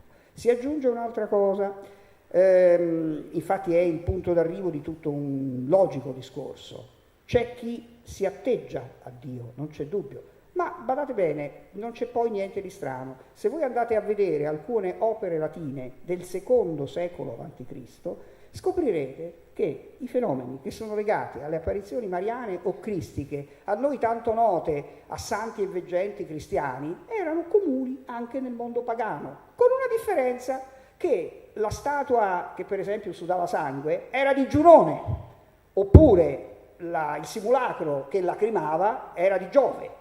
Quindi capite, o di Apollo. Allora capitevi bene che qui la situazione sta in questi termini. Da tempo immemorabile qualcuno veicola informazioni di tipo spirituale, non c'è dubbio, o etico se preferite, a una massa informe di cialtroni, noi, sottoacculturati, e naturalmente cosa deve fare? Andare a spiegare che viene dalle stelle, ma manco per niente. Si rivolge attraverso i contenuti culturali e religiosi locali e quindi si adatta alla religione del tempo e dice io sono, eccetera, eccetera. D'altro canto, scusate, voi siete fra gli aborigeni della Nuova Guinea, che sono stati cannibali fino a pochi decenni fa. Se vi trovate in mezzo a loro circondati, che fate? Scusate, 90 su 100 tirate fuori l'accendino e dite che siete il figlio del dio del fuoco e gli raccontate 4 stronzate. È evidente. Anche questa gente si è comportata così. Da sempre. Questa è la prassi. Cioè, vorrei essere molto chiaro, mi dispiace perché sembra che io sto pontificando, ma 50 anni di ufologia qualche cosa mi hanno insegnato e vi posso garantire che ormai il quadro totale, globale, è chiarissimo, non chiaro, chiarissimo. Bisogna semplicemente capirle queste cose, tutto qua. Finiamo poi per dire il discorso del sole rotante che diceva giustamente Sabrina, è ovvio che il sole rotante non ruota, no? È ovvio che a Fatima, sì, Fatima è una tipica apparizione ufologica, lo ha detto Antonio Ribera fin dagli anni 60, Dio la ben gloria, è stato il primo a dirlo, il primo ad avere il coraggio. È uscito in Portogallo, mai tradotto all'estero per carità di Dio, un libro eccezionale intitolato Intervenção extraterrestre en Fatima, no? Di 2 autori eccezionali che sono andati a ripescare tutti i dati, non c'è niente da fare. L'apparizione di Fatima è un'apparizione ufologica a tutti gli effetti, con addirittura la fotografia dell'UFO, che è stato pubblicato dall'Osservatore Romano nel 1917, perché c'è. Allora, naturalmente, non è che il sole ballava, c'era il carro celeste della Madonna che tutti aspettavano. E poi c'è un'altra cosa importante da rilevare. Che cavolo c'entra la Madonna e la religione cattolica in un Portogallo medievale che si è inventato tutto e ha obbligato questi poveri cristi di bambini a dire quello che volevano loro, perché li hanno coerciti in tutte le possibili maniere, a parte che i bambini erano 4 in origine e non 3, per chi non lo sapesse. Aggiungiamo una cosa, questo fenomeno di Fatima non soltanto è stato ripreso, ma soprattutto ha creato effetti fisici incontrovertibili su 75.000 persone. Forse questo non lo considerate. Altro che sole che ballava, ma stiamo scherzando. Tutti stavano ad aspettare l'apparizione della Madonna che doveva arrivare dal cielo. 75.000 persone sotto pioggia battente da 4 ore, fradici fino alla cotenna. Arriva il sole che si mette a ballare e nel giro di 1 minuto e mezzo sono tutti asciutti. Tutti! Abbiate pazienza, ma cosa c'entra il sole e cosa c'entrano altre cose? Era un fenomeno di questo tipo. Naturalmente è un fenomeno di massa, è ovvio, fa effetto. La Chiesa cosa volete che dica? Se poi ci sono, come ci sono, altre storielline che riguardano per esempio il presunto contatto di Giovanni XXIII con questi esseri in 2 fasi, in 2 eventi diversi, o addirittura, e questo è storia ed è incontrovertibile perché gli hanno dedicato una tavola la Domenica del Corriere, no? Pio XII che dai Giardini Vaticani vede il sole danzante, che naturalmente nessuno dice che è il sole danzante, dice che il pontefice ha avuto una visione simile al sole danzante dai Giardini Vaticani. Si vede Pio XII che vede staffare così.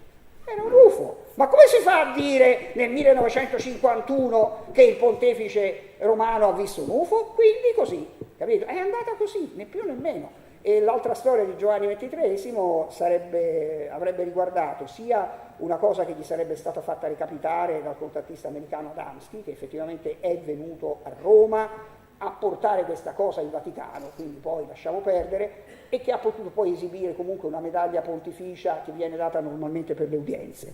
Questo uno.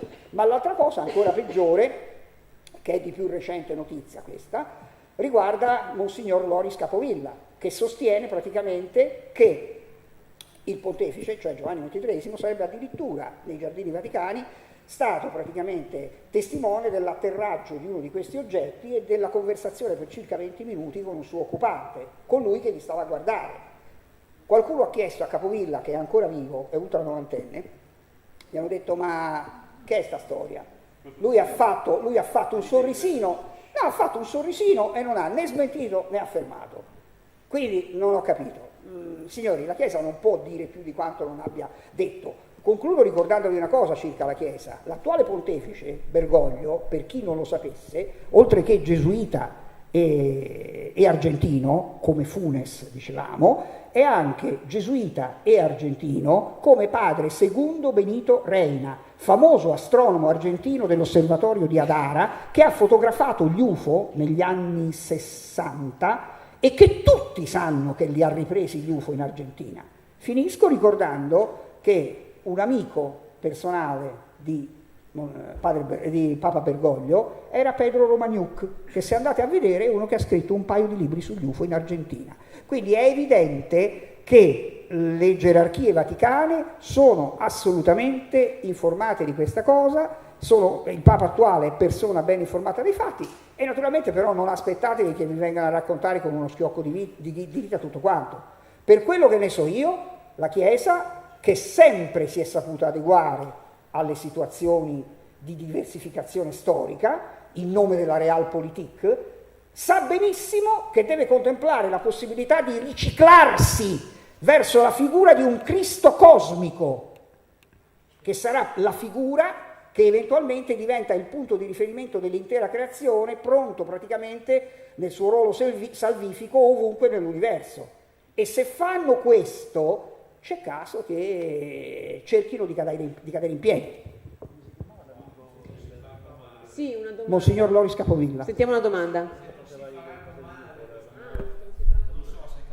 Aspetta, Pedro Romagnuc, col K. Io invece volevo chiedere a Gaspare De Lama, diceva prima che non sempre faceva domande a Sigir e agli altri, perché già solo stare a sentire queste voci di questi esseri superiori la riempiva comunque di tale serenità, di tale gioia, che non venivano spontanee le domande. Ma mai osato chiedere a loro qualcosa su Dio? Dio c'è, Dio cos'è? È mai successo? Una volta, grazie, ho chiesto, ma dico, credete in Dio, c'è Dio? E loro mi hanno risposto: guarda, mettiti in mente, non lo siamo, ma mettiti in mente che siamo qui con un compito militare, come dei militari, ecco. E quindi non vogliamo parlarti di queste cose perché il nostro compito è un altro. Hanno risposto seccamente così, e ho capito. C'era Bruno che mi riempiva anche in maniera bella, era fecondo nel suo dire. Insomma, il sunto del discorso Dio c'è o non c'è Dio? Ecco, c'è l'amore, io ti chiedo. L'amore sì, perché in minima parte l'abbiamo sperimentato. È un'esperienza personale, quindi non è verificabile in un laboratorio di fisica o di chimica, ma è una cosa verificabile solo per esperienza. Se avete amato, se avete avuto un momento di essere, ecco, è amore. Allora, tutta la cosa sta, invece di chiamarlo Dio, che è un nome, chiamiamolo amore. Lo chiamiamo amore, poi c'è un amore che ha creato, c'è un amore che è onnipotente, che è onnisciente. Sono tutte, per adesso sono tutte nostre elucubrazioni mentali che non ci servono a niente. Chiamiamolo amore e basta. Ecco, tutto questo, quello che mi ha fatto capire. Non poco. Quello che un'altra persona nel pubblico mi domandava, Biagio, ma se questi alieni sono così tecnologici, così avanti rispetto a noi, perché primo dovevano avere la frutta dagli esseri umani per estrarre queste vitamine, se le possono produrre da sole, perché quando lasciavano la terra su questi dischi volanti provocavano l'affondamento delle navi e quindi la morte di innocenti. Come si può giustificare questa contrapposizione interna? Domanda.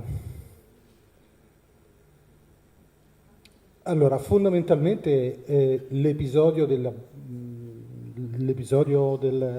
peschereccio fu fortuito, d'altronde, come diceva il signor De Lama, loro non erano perfetti, un incidente di percorso. Per il resto, certo, questa è una domanda che si era posto anche il mio confidente, tant'è che a un certo punto se n'è andato perché è impossibile continuare per anni e anni a fare caricate di frutta. Loro non avevano bisogno della frutta, loro avevano bisogno della cooperazione degli uomini. Quella cooperazione che li portava a lavorare insieme, quello era l'esperimento, esatto, e quindi generare quell'energia di cui loro avevano bisogno per alimentare le macchine, l'Uredda, per alimentare le macchine della base. Quella stessa energia che oggi captano negli stadio, che captano nei grandi concerti, quindi la frutta era solo una scusa. E ti dirò di più, ci fu anche una grande cooperazione tra i partecipanti per il reperimento di un elemento che adesso non ricordo, un elemento che oggi viene utilizzato nelle macchinette fotografiche digitali, che all'epoca proprio non si trovava. Come?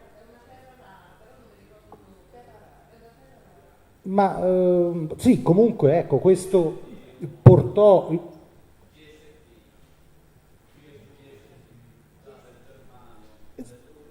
qualcosa del genere, sì, che all'epoca comunque non aveva senso perché non veniva utilizzato da nessuno, ma certamente questo mise in moto l'impegno del gruppo e quindi la cooperazione nella generazione di energia. La frutta non gli interessava proprio. Era un pretesto? Sì, era un pretesto. Qualche domanda dal pubblico, se no, ecco, improvviso io. Dottor Biagio Russo. Perché è qualche cosa che ho sempre immaginato, cioè un grande agglomerato di persone. Se fossimo ad un concerto e anziché essere distratti da chi sta suonando o cantando, dovessimo guardare in cielo, probabilmente vedremmo qualche cosa. Quindi, a prescindere dal concetto, se tante persone si unissero da qualche parte, creerebbero una fonte di energia tale che attirerebbe la loro attenzione e la loro presenza? Probabile? È probabile. Certamente. Sì. Per rispondere a questa cosa, credo che si debba raccontare un episodio. Allora, nel 1978 gli UFO sono stati segnalati in maniera, diciamo, enorme, 2000 segnalazioni, si parla in pochi mesi. Bene, quell'anno, nell'aprile, sono successi due episodi molto interessanti, in Umbria, a Perugia. Allora, eravamo stati invitati a fare per il Centro Ufologico Nazionale a Perugia una conferenza.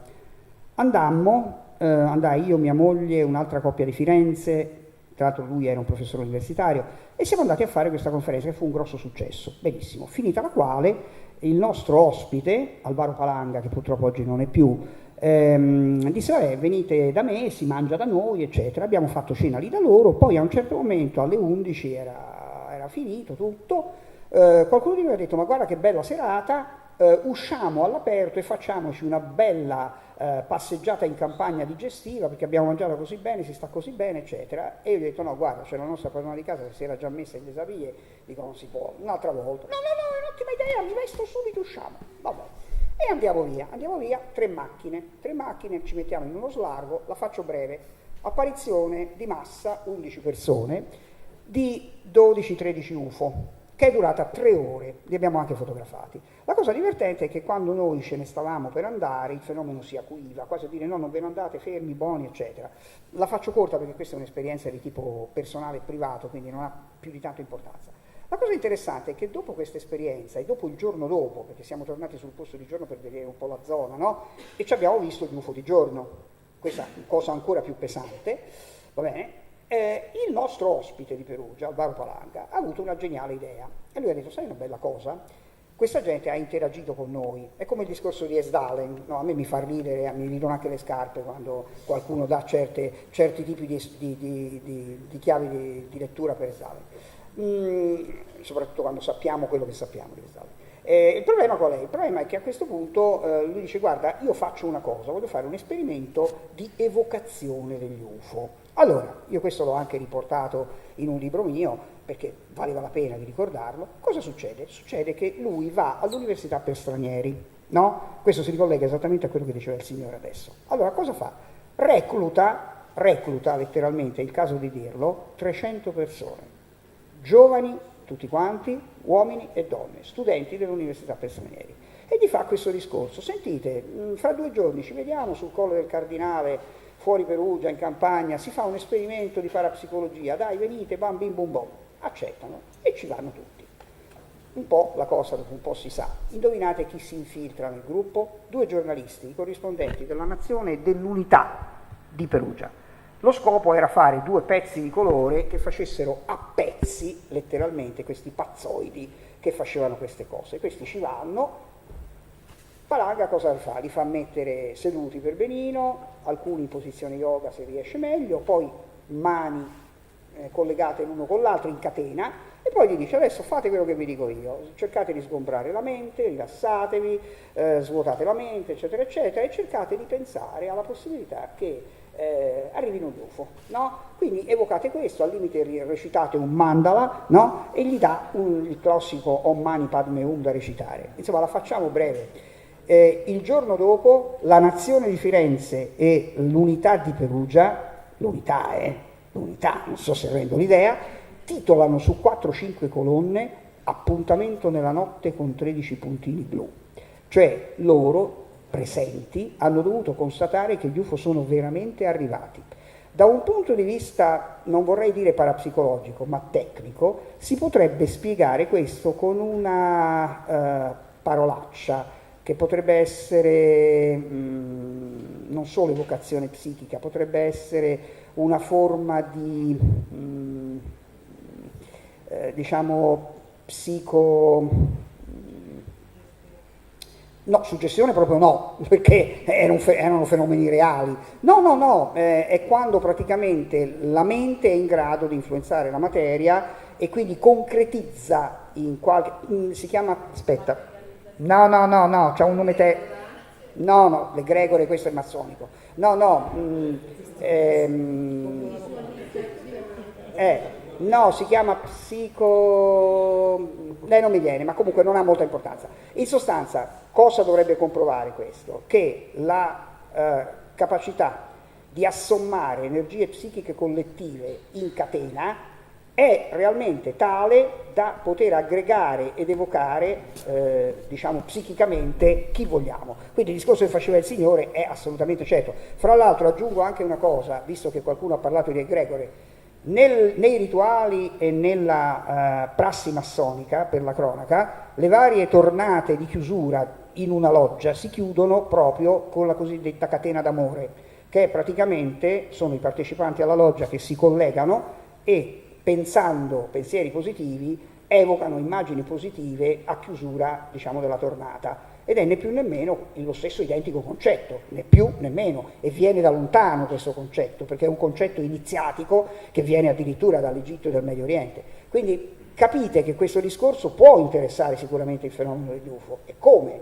E che poi, questo è importante, quando Pai con molta, non voglio dire superficialità, ma con molta tranquillità, ti diceva sì, notoriamente gli alieni sono telepatici, momento, calma, non è proprio così. Diciamo che in molti casi questo è stato. D'altro canto è anche vero che molti contatti reali, perché giustamente Gaspare ci ha raccontato, e anche lui ci hanno raccontato e sottolineato gli aspetti di amicizia, però dobbiamo anche dire che per esempio fenomeni simili si sono registrati in America con le esperienze del gruppo di contatto di George Hunt Williamson nei primi anni 50, in maniera non meno diversa e anche non meno eclatante, anche perché poi i risultati si sono confermati dopo. cioè i contenuti di queste comunicazioni, che poi addirittura hanno avuto comunicazioni anche radio, e quindi si sposa moltissimo il discorso con l'amicizia, perché c'erano anche dei supporti tecnici, no? A questo punto. Quindi ci sono dei punti di collegamento enormi. Poi sarebbe anche interessante dire che l'esperienza di amicizia probabilmente è stata in qualche maniera abissata in Sud America, no? Questo è un altro discorsetto, se ne sa poco, ma comunque lasciamo perdere. Sembra anche in Cina, sì, esatto. No, in Cile. In Cile, sì. Però il problema qual è? Il problema è che tutti questi discorsi alla fine che cosa vogliono dire? Vogliono dire che così come sicuramente nessuno se n'è mai andato, perché tutti ci sono sempre stati e ci continuano a stare, abbiate pazienza, ma è così, no? Perché è così, perché sennò noi ancora siamo legati alla provinciale visione che c'è qualcuno che viene da, arriva qui e se ne torna a. Manco per niente, questa gente è qui, sono i padroni della terra, non a livello di proprietà con l'atto di proprietà e la bandierina americana tipo Luna, no, ma semplicemente perché usano la terra come scalo da sempre, quindi la terra è potenzialmente di loro proprietà, perché la usano come per i loro spostamenti, per i loro movimenti, per le loro necessità. E scusatemi, questo è strategicamente un atto di proprietà, strategicamente. Poi chiaramente i nativi possono fare quello che vogliono, infatti noi facciamo quello che vogliamo. A un certo punto. Chi vuole chiedere qualcosa? Signor lassù. Un attimo, vado lì con il microfono, registrare. Dov'è?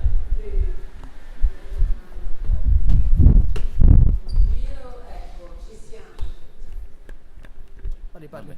Niente, volevo chiedere al dottor Pinotti. Io mi ricordo fine anni '80 la sua recensione al libro di Minazzoli, che era un libro dove praticamente la componente contattistica era dominante, no? Era dominante, cioè era un libro basato sui racconti dei contattisti, no? Sì, vabbè. Poi vabbè, c'era la sua interpretazione marxiana, vabbè, comunque. E lei era tutto sommato critico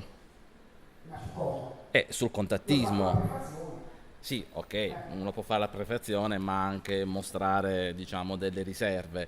E se non ovviamente, e se non ricordo male la sua posizione era critica perché tutto sommato a lei non piaceva molto basarsi sui racconti dei contattisti, cioè quella che è stata, se vuole, la deriva degli ultimi 20 anni dell'ufologia, cioè la deriva New Age, lei in qualche maniera la contrastava. La mia domanda è, visto che lei è una persona che ci ha lavorato molto, quali sono stati gli accadimenti, i documenti che secondo me le hanno fatto cambiare idea, visto che mi pare che tutto sommato...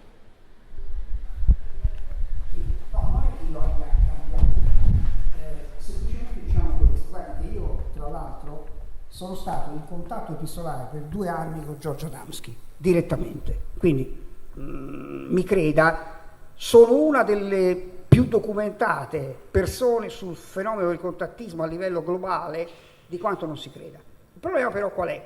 Il problema è che, lo dicevamo prima anche a Gaspare, e lui sostanzialmente ho visto che conveniva, il problema è che sia in campo contattistico, sia anche nel campo dei rapimenti, delle abductions, c'è un problema. Si verifica un fenomeno in cui c'è un'interazione umano-aliena, detto in 2 parole. Benissimo. Cosa avviene? Avviene che questa interazione c'è, si sviluppa, e poi abbiate pazienza, come tutto in natura, come tutto nella vita, ma scusate, a un certo momento finirà anche, no? O finisce sine die, o va avanti per l'eternità. No, a un certo punto finisce. Il problema della maggioranza dei contattisti, e sto parlando di quelli che hanno alla base un'esperienza genuina, non dei cialtroni, perché poi ci sono i cialtroni, i farabutti, quelli che si inventano completamente tutto, c'è anche questo. Sì, no. Allora, sto parlando del contattismo non fasullo. Ecco. Il problema è che purtroppo la maggioranza di queste persone, pur avendo alla base un'esperienza reale, purtroppo poi non si fermano più. Non si fermano più nel senso che magari ti raccontano l'esperienza fino a un certo punto, poi non ce n'è nessuno che abbia l'onestà intellettuale di dire, sai una bella cosa, il fenomeno è finito e io di più non ne so. No, non c'è nessuno che rientra nell'anonimato e che ritorna, scusate l'espressione, a essere lo stesso stronzo di prima, perché lui è stato in qualche maniera a contatto con una realtà superiore e non ci vuole rinunciare. Addirittura è un processo mentale, forse anche voluto da loro stessi inconsciamente come desiderio. Vogliono che il contatto continui. Guardate, io la dico e lo posso dire con nome e cognome. Una persona che ha avuto a che fare con l'amicizia, Stefano Breccia, carissimo e fraterno amico, e che io indotto a fargli scrivere i 2 libri che ha scritto sull'amicizia, perché sennò poi non avreste letto nulla su questo tema, lui nel libro che ha fatto dice di incontrare al bar Zanarini una persona e c'è tutto un dialogo. Quella persona non esiste, è lui! Perché è lui che si incontrava con i signori, no? Né più né meno. Allora voi immaginatevi un po', uno di questi qua che di punto in bianco a un bar gli dice: sai una cosa, è stato bello stare con voi fino adesso, ma adesso noi ce ne andiamo, ciao, arrivederci. E tu torni, come dicevo prima, a essere lo stronzo di prima. È un crollo psicologico senza precedenti, perché ti senti tradito, tra l'altro, no?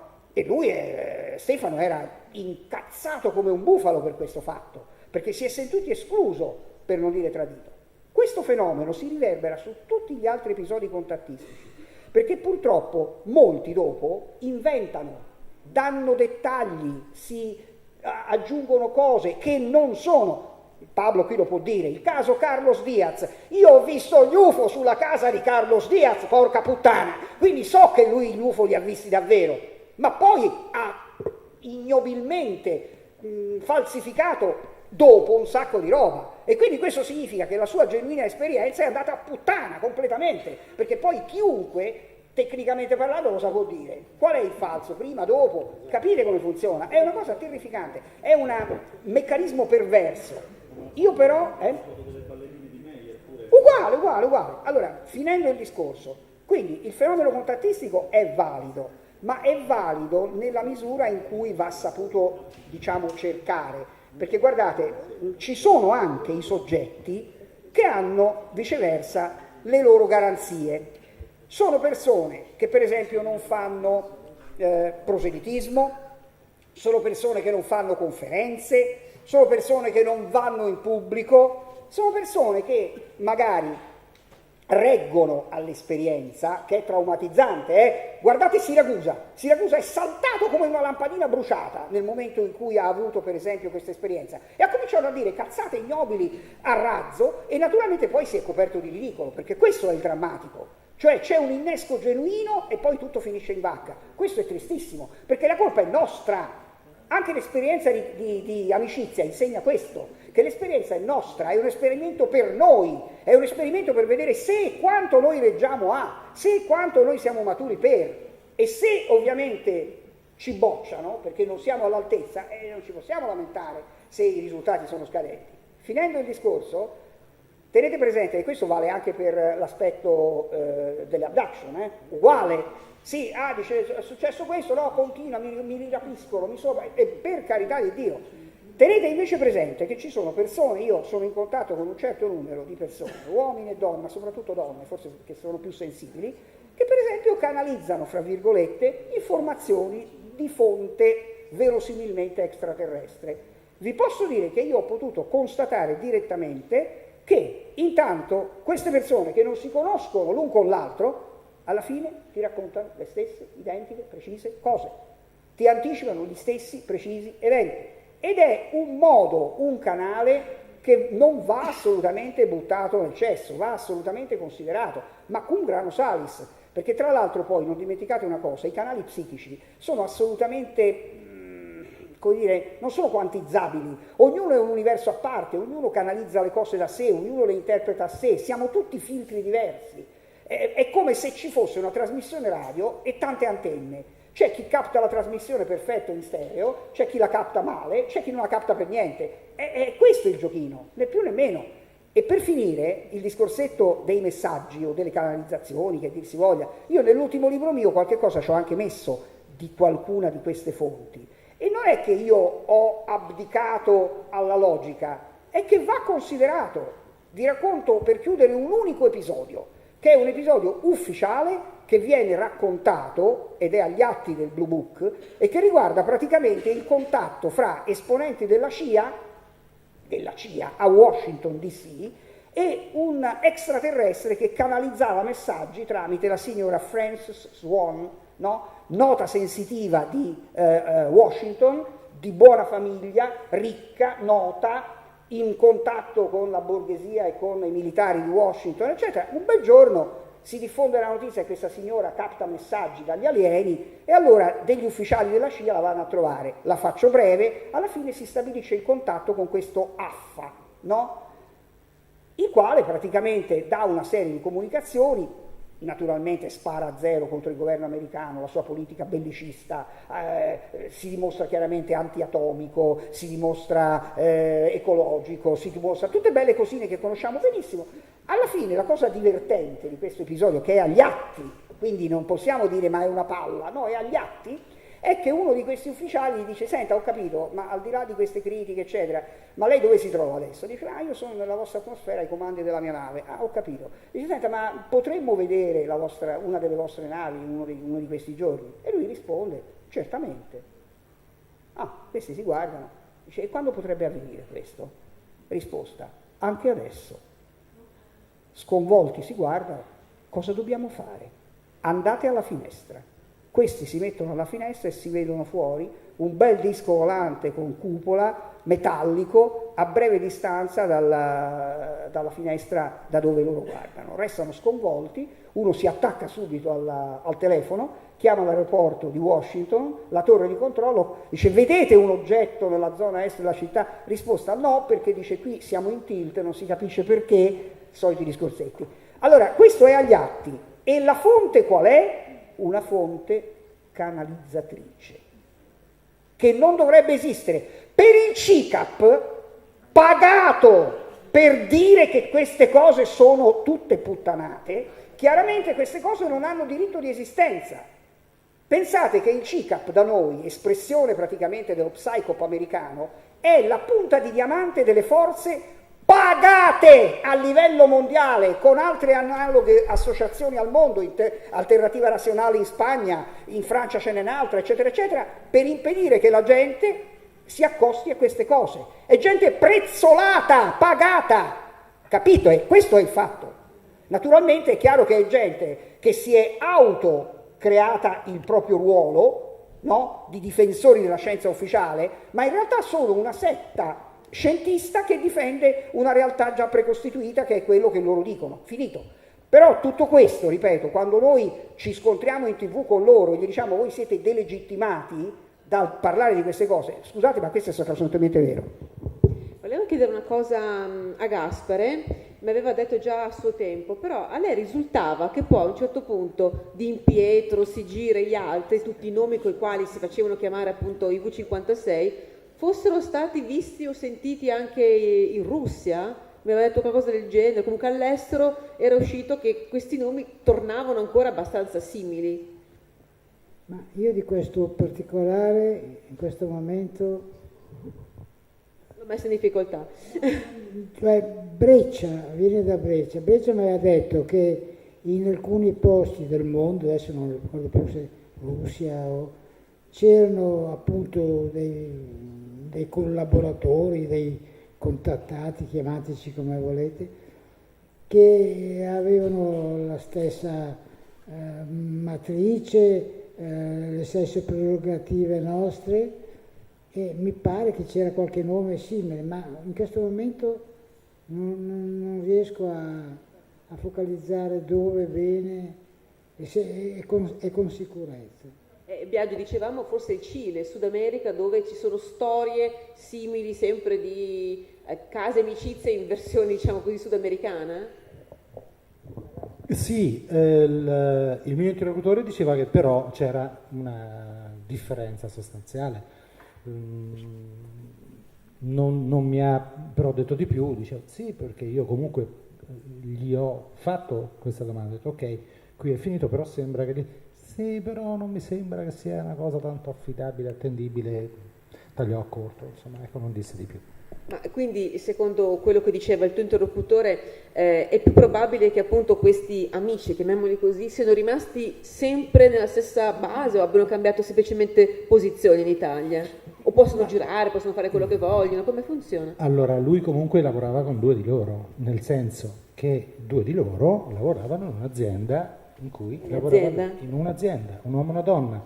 Oltretutto, un amministratore delegato di una grande multinazionale europea era uno di loro. L'amministratore delegato di un'altra azienda che anche io conosco, ma non faccio nomi per non rendere identificabile la persona, era il partecipante, era uno dei V56, che tra l'altro, vista la loro lunga vita, si riciclavano. Nel senso, a un certo punto avevano anche il sistema per sparire, uscire di scena, cioè quando uno doveva uscire di scena moriva ufficialmente, cioè si creava un finto incidente con magari più o meno, no, cioè, ma non solo, no, bastava far cadere un aereo, per esempio, no, l'aereo personale privato di X, ed era fatta, poi si faceva il funerale, poveretto, eccetera, eccetera, e lui usciva di scena. è così. Di Pietro, che era il capo tra virgolette, ma comunque era il capo di loro qui, noi lo chiamavamo Din Pietro. Perché? Perché lui, prima che entrassi io, per 2 o 3 anni abitava in una villa di una contessa fuori di Pescara e con documenti, tutto, era alto 2,20, stava un po' curvetta così, e abitava in quella villa lì. Si era anche costruito un violino con le sue mani, ha avuto la passione di costruire il suo violino, non so come lo suonasse. Sì. Noi lo chiamavamo Din Pietro perché sui documenti si chiamava Din Pietro. Vivevano tranquillamente, non soltanto nelle basi, quindi giravano anche al di fuori, vita sociale, possiamo dire così. Certo, sì. Poi dopo, in ultimo, era diventato pericolosetto anche per loro, per i CTR, e allora alcuni erano fuori, ma magari erano in Francia, magari chissà dove. Ecco. Sì, uno di loro sposò una terricola, come la chiamavano. Ebbero figli? Sì, uno. Questa possibilità, insomma, di confondersi con gli umani non li rende anche loro umani? Cioè, in cosa si differenziano ora da noi? Se sono così identici? È il nostro stesso DNA. Sentiamo qua. Siamo noi che non siamo tanto umani, allora. Vorrei capire la differenza, cioè in che cosa sono alieni? Cioè l'alieno è colui che è diverso, no? Per definizione. No, volevo specificare una cosa, che quando ci sono le persone che hanno avuto contatti che si stimano reali e via dicendo, quello che lascia perplesso è il discorso non tanto dell'aspetto fisico, che sì può essere diverso o anche molto simile, ma una sorta di saggezza atavica che loro hanno, perché ovviamente immaginate già una persona che può vivere 1000, 2000, 3000 anni, che procedimenti di crescita psicologica e mentale c'ha, per cui quando ci sono questi contatti le persone rimangono sconvolte non tanto dall'aspetto fisico, ma da come ragionano, che danno delle risposte talmente, come posso dire, belle, talmente complesse, talmente, ma semplici poi, che le persone dicono: guarda, parlo con questo, mi sembra di parlare col Dalai Lama, perché è di una saggezza incredibile. Ovviamente 3000 anni di tempo, tu guardi negli occhi uno che ha 3000 anni, ovviamente non ti viene neanche di fargli domanda, ti senti proprio di fronte a un'intelligenza che è aliena perché ha un'esperienza di vita non paragonabile alla nostra. E alieno non è soltanto colui che proviene da un altro pianeta, ma è anche, definizione da dizione italiano, soggetto o cosa che è estranea all'ambiente di riferimento. Chiaro, se l'ambiente di riferimento è il nostro pianeta con la nostra evoluzione, che comunque è quella che è, questi soggetti sono alieni a questo ambiente di riferimento. Esatto, perché gli ultimi 30 secondi poi chiudiamo. Un secondo. Ha detto una cosa che condivido al 100%, ed è la stessa risposta che darei a qualcuno che mi chiedesse: ma perché non si manifesta? Che se lo dovessero fare ufficialmente cadrebbero tutti. Se noi ufficialmente dovessimo accettare la loro esistenza, proterebbe. Perché allora mi chiedo, cercano questi